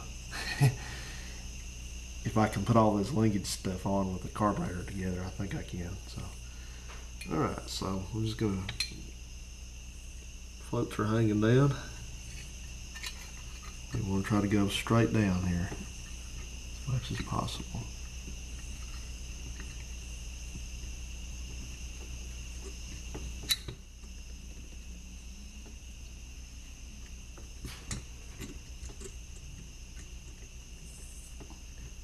Yeah, I can tell you already these tubes are going to be fussy.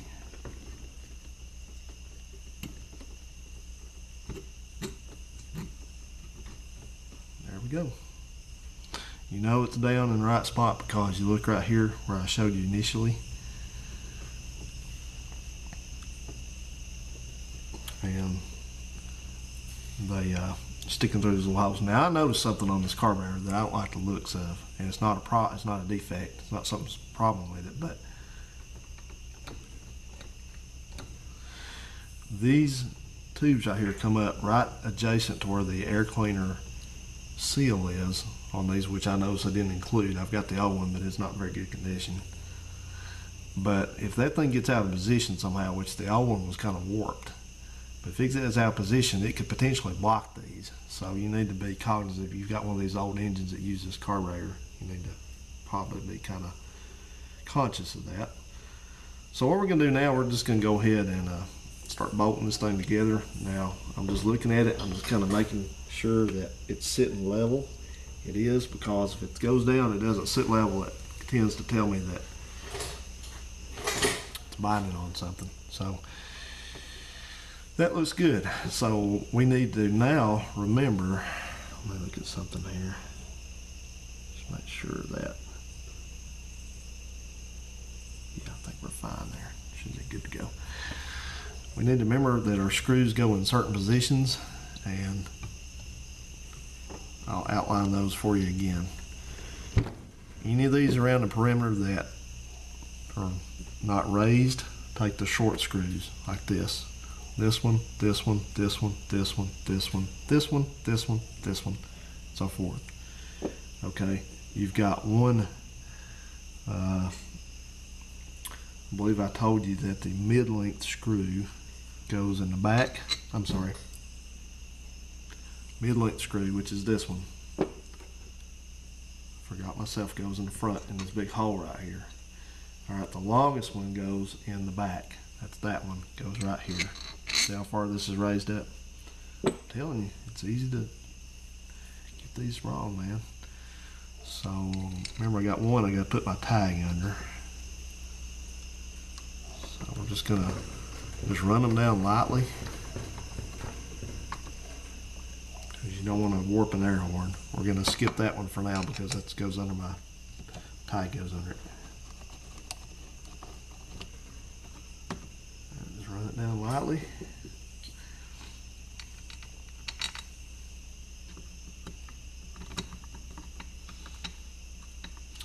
I like this carburetor because there's no gaskets below fuel level.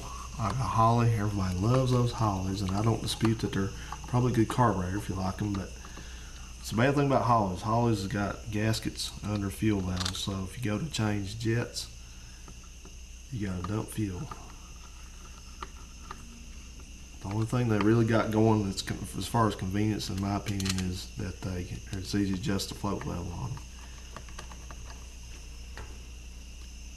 That's it.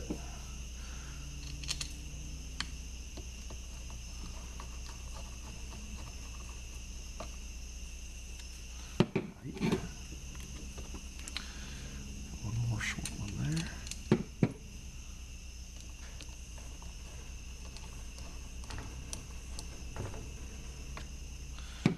Well, let me take this tag and kind of picky about this.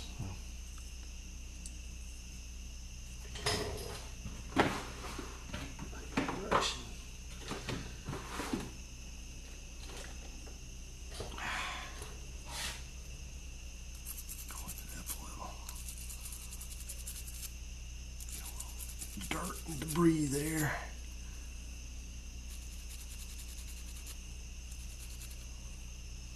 Right.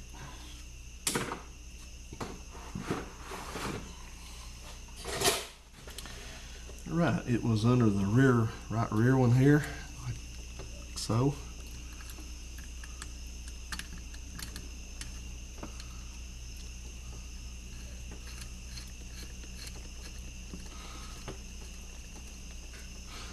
Alright, and then we're going to put our mid-length one in up here.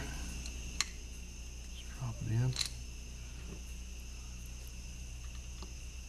If you're wondering what these 4 tubes are that are sticking up, those are just vent tubes for the floats, the float chambers. Boy, I tell you, they didn't give a crap about the environment back then, man.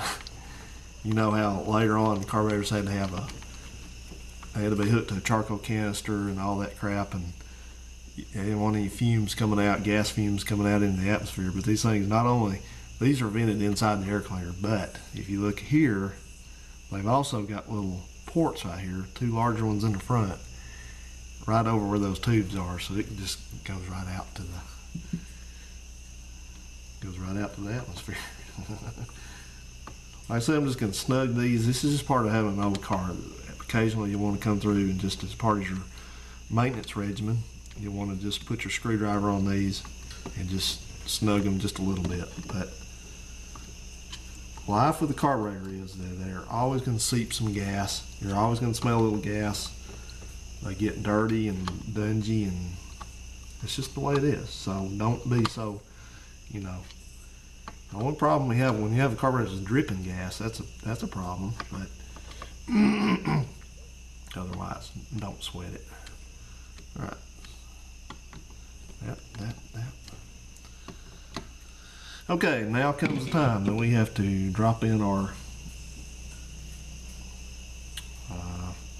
pistons, metering things. And I'll confess something. I forgot to clean these.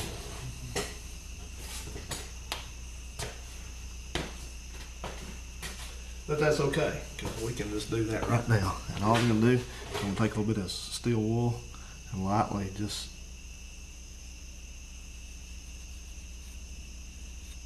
go down them. Because they look good, they're not corroded.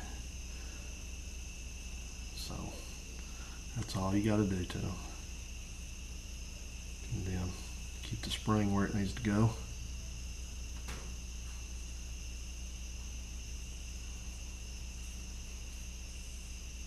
It's interesting.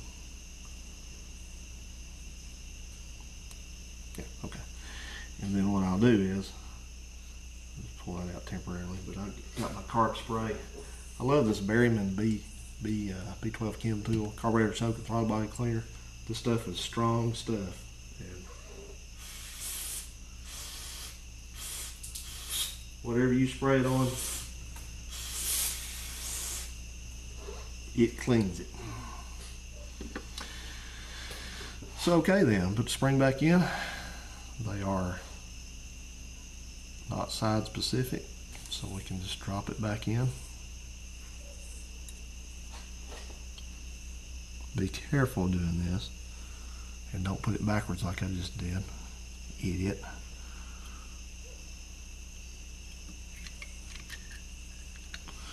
Okay, what I do is I get it back down in here, and I make sure that it moves up and down, because this needle can get out of position and it won't go down, and you'll think you have it in where it's supposed to go and it won't push down.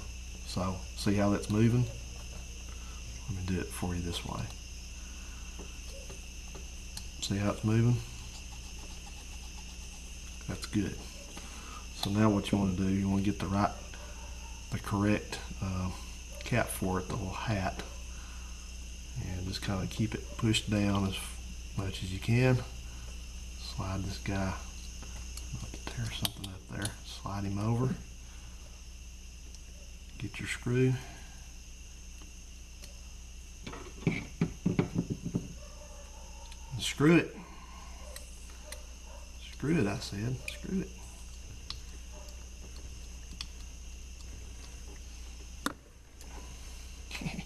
You know, these carburetors, like I said, they kind of trust them with these things, but get out of here, moth. Because, you know, if you think about it, a screw could, like, if it got loose, it could pop out of here, and this whole shebang could go down in the carburetor. I don't think it really cause much problem. It's probably just chew it up, but you never know. All right, let me clean this other one real quick. If you used to, we'll make sure you rinse it off, everything you're cleaning with it real good.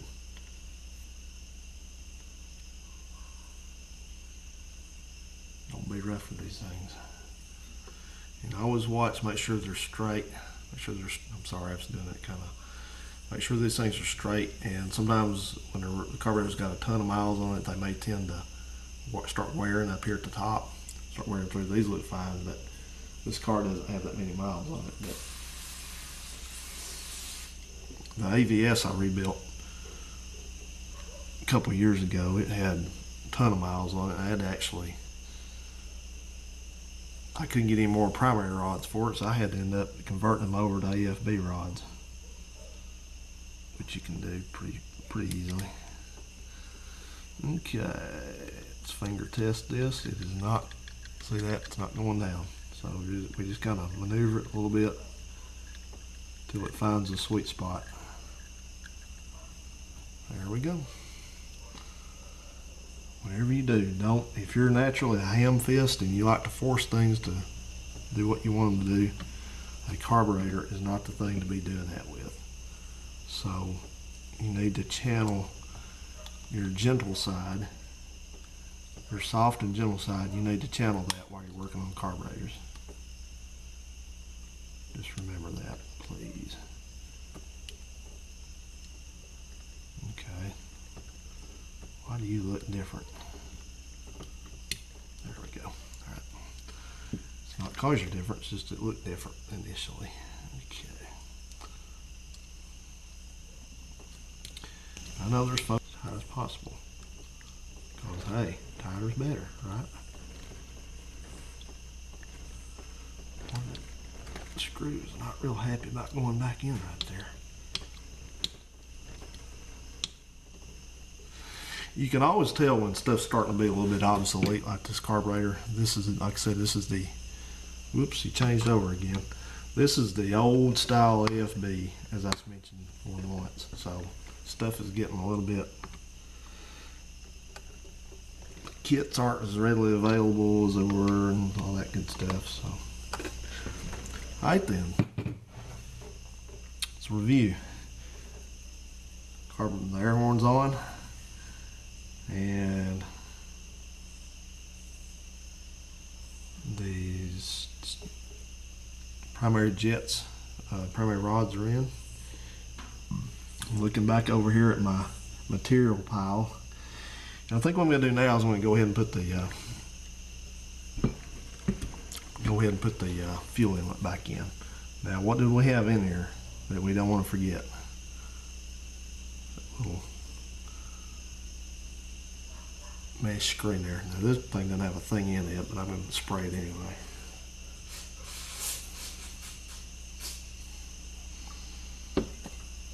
And you just insert it back in. You know what? I think I did that wrong, didn't I? Oh, come on, come out.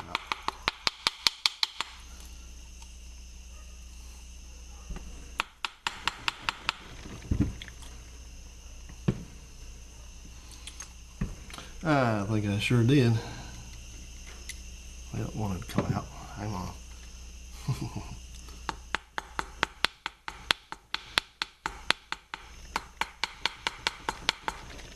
Come on. Come on, boy.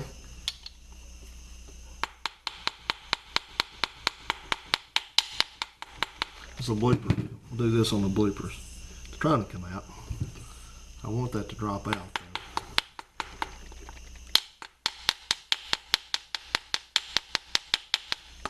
10 minutes of tapping on a carburetor. What will happen if you tap on your carburetor? Come on, poop it out.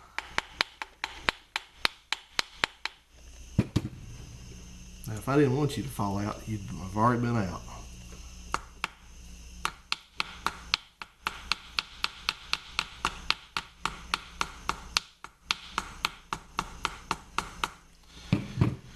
Almost, come on.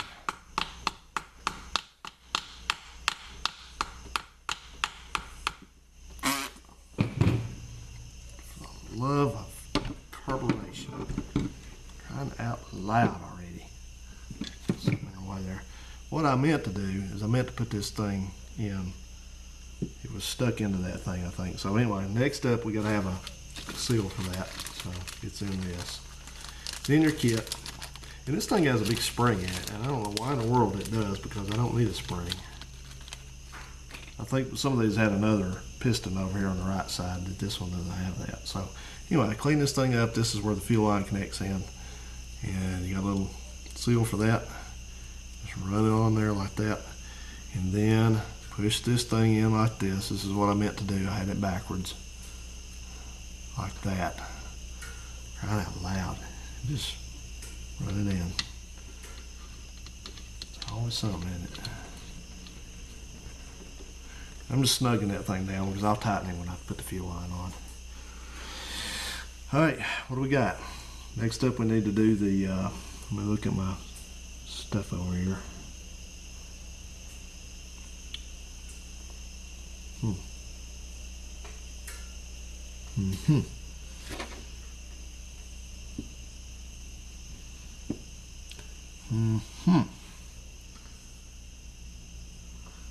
Okay, so we got the accelerator. This guy here, it's got to go on. You just loop it into its hole right here. We have to pull that throttle blade up, throttle arm up some to get to it. It's right there, and then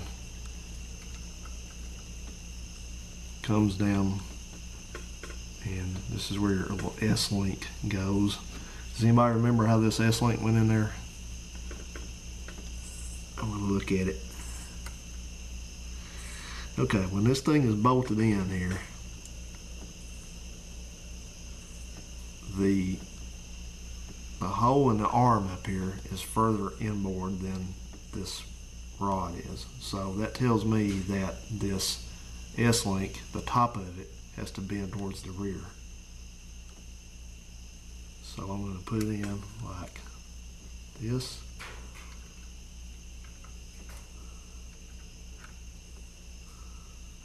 Oh, you suck, don't you?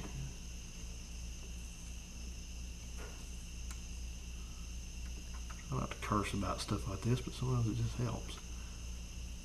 You know what? I know I took this thing off. How did it come off? It's the same either way. Unless I do like that. That ain't gonna work.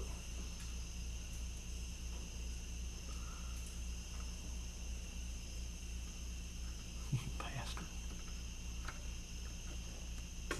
You no good bastard, you.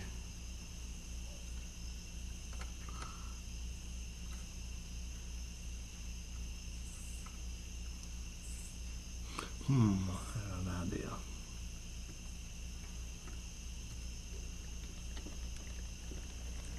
See if we can trick it. There we go. Yep, had to twist it. And I believe this is our screw for this. Run it right in here. Watch me get this thing back together and when it run. Okay. Don't say that. All right, run your.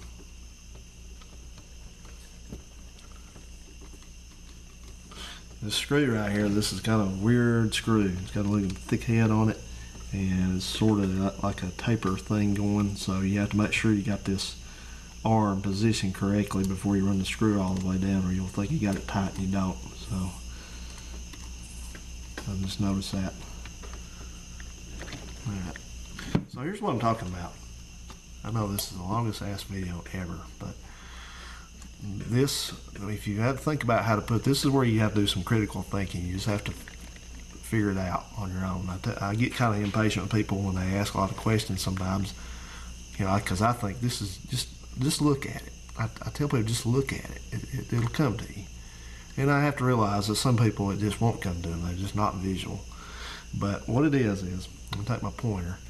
If you look, when this thing is bolted in, and you look at the relationship between the hole right here in this accelerator pump rod and the hole in the accelerator pump arm you can see clearly that what I'm saying is this is an S-link. The hole on this arm is a little bit further back than it is for the one in the accelerator piston. So that's the way to orient that. So we're just going to test this just to make sure it's right, that it looks good. So that looks nice. So yeah, I didn't ever take anything loose in here to, you know, you got 3 holes right there on that part of it. Right there, I didn't take any of that out. That's why I left it. So here's a fun part that we got to do. I had to take this apart because this thing was sticking.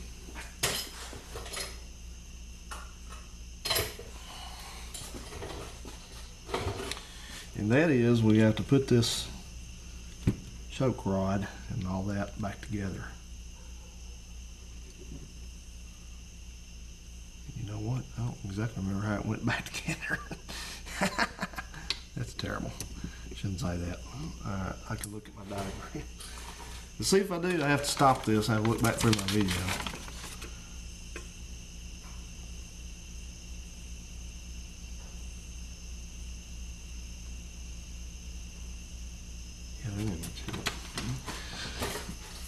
Okay, well, you start out with what you know. And what I know is that this orients onto the carburetor like this. It bolts here, and then this other part goes under it. So you kind of just look at this, and you see, well, what does that do? It's got to be under it, and it's got to, this is actually the activator for the secondaries. No, it's not. Never mind, it's the lockout. Sorry about that. So I just kind of look at it, and it looks like that it's got, if we put this on here, yeah, that's what it is. That's what it is. This is the lockout for the secondaries. With the chokes on, so it goes like that. And that's just what you gotta do sometimes. You gotta kind of fiddle with stuff. What was that? It's that time of night I say, what was that? So what I'm gonna do is I'm gonna put a little bit of miracle oil on this, because it was kind of gummy.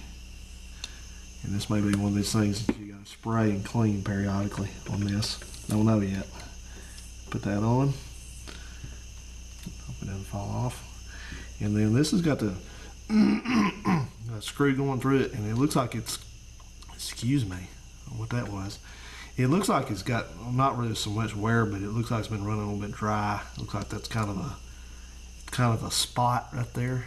So I'm gonna lube this with my special lube. It's a miracle worker.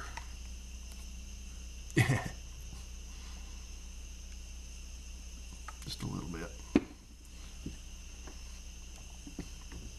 Yep, you actually do lubricate carburetors. Alright, when you put this arm back on over here, just make sure, at least on this Mopar, that you got a fast idle screw down here that has to ride on this little step. It's got steps on it, so it goes back like I'm about to show you. Oh yeah, very good. Alright, so let me move that out of the way.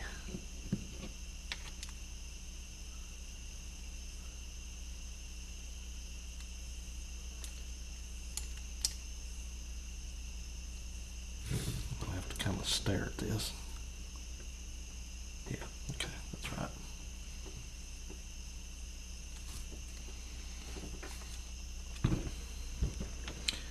Ding ding ding ding ding ding ding ding ding ding ding ding.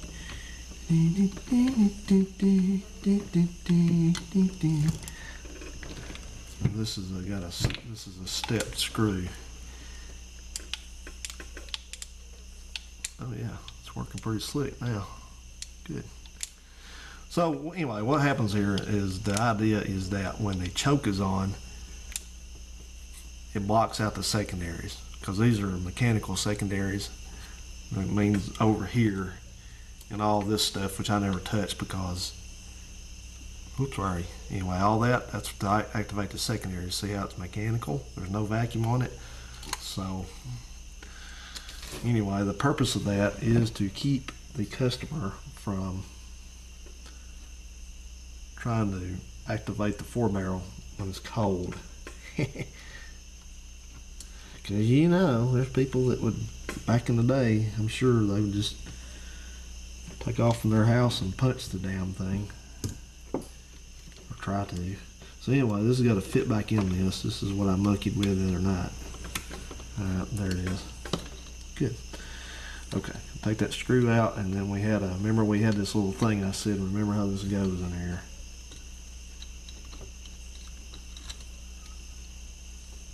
What's on the outside of that? I said it points down.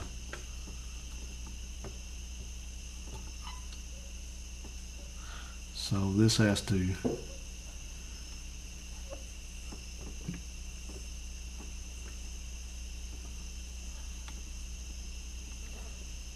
choke comes open, it has to pull the thing down.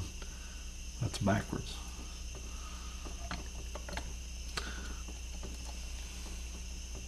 Let's put it like this.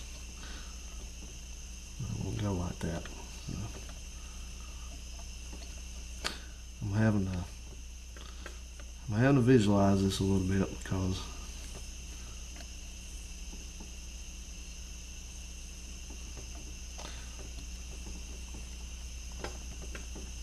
I may have to come back and redo that, but okay. Choke open. That's not doing anything there, so that's not right either.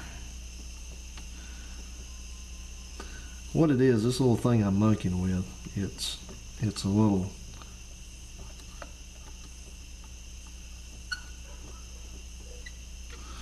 this thing here is free floating. So this has to go down. So we have to have this so when the choke closes, that is like totally backwards. Why is that backwards?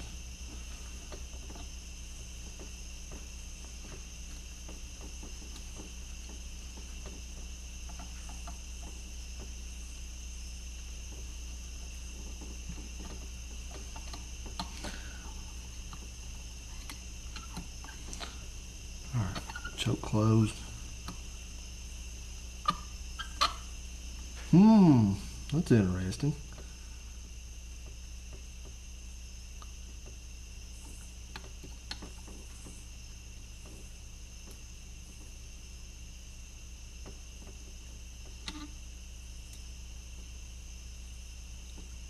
Nope, it has to go out there like that. So, alright guys, I'm going to monkey with this a little bit. I know this is boring you guys watching this, so I'm going to fool this till I get it right, and then I'll come back and show you what I did. Okay, viewers, I got this figured out. I just had something in the wrong spot here.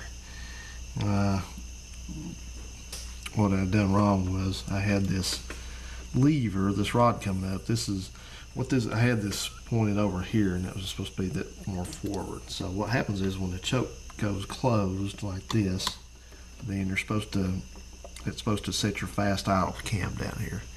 And it wasn't doing it, but now it works fine, so we're all good. So I did cheat. I'll have to look up on the internet.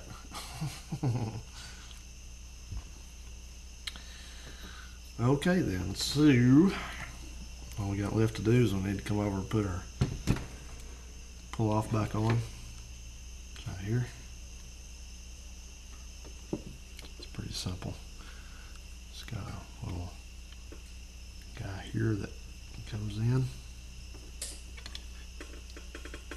and then it fits here.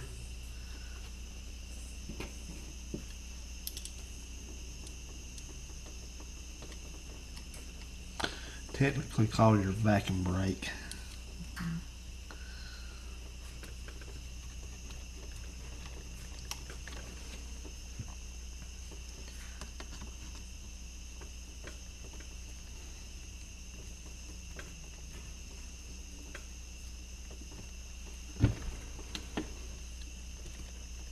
Hold on now.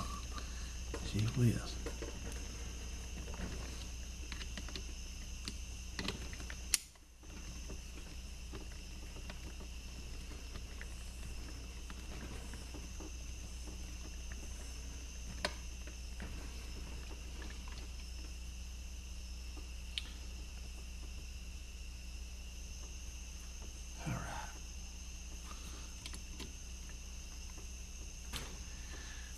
Okay, well, that thing's on. I got to run the vacuum line for it, but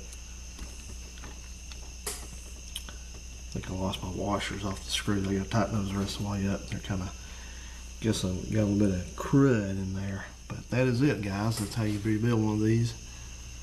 So I hope it was informative. If you have any questions, please feel free to ask. And next up, we'll get this thing on the car and see if it runs. So appreciate you watching. Have a good one. We'll see you on another one.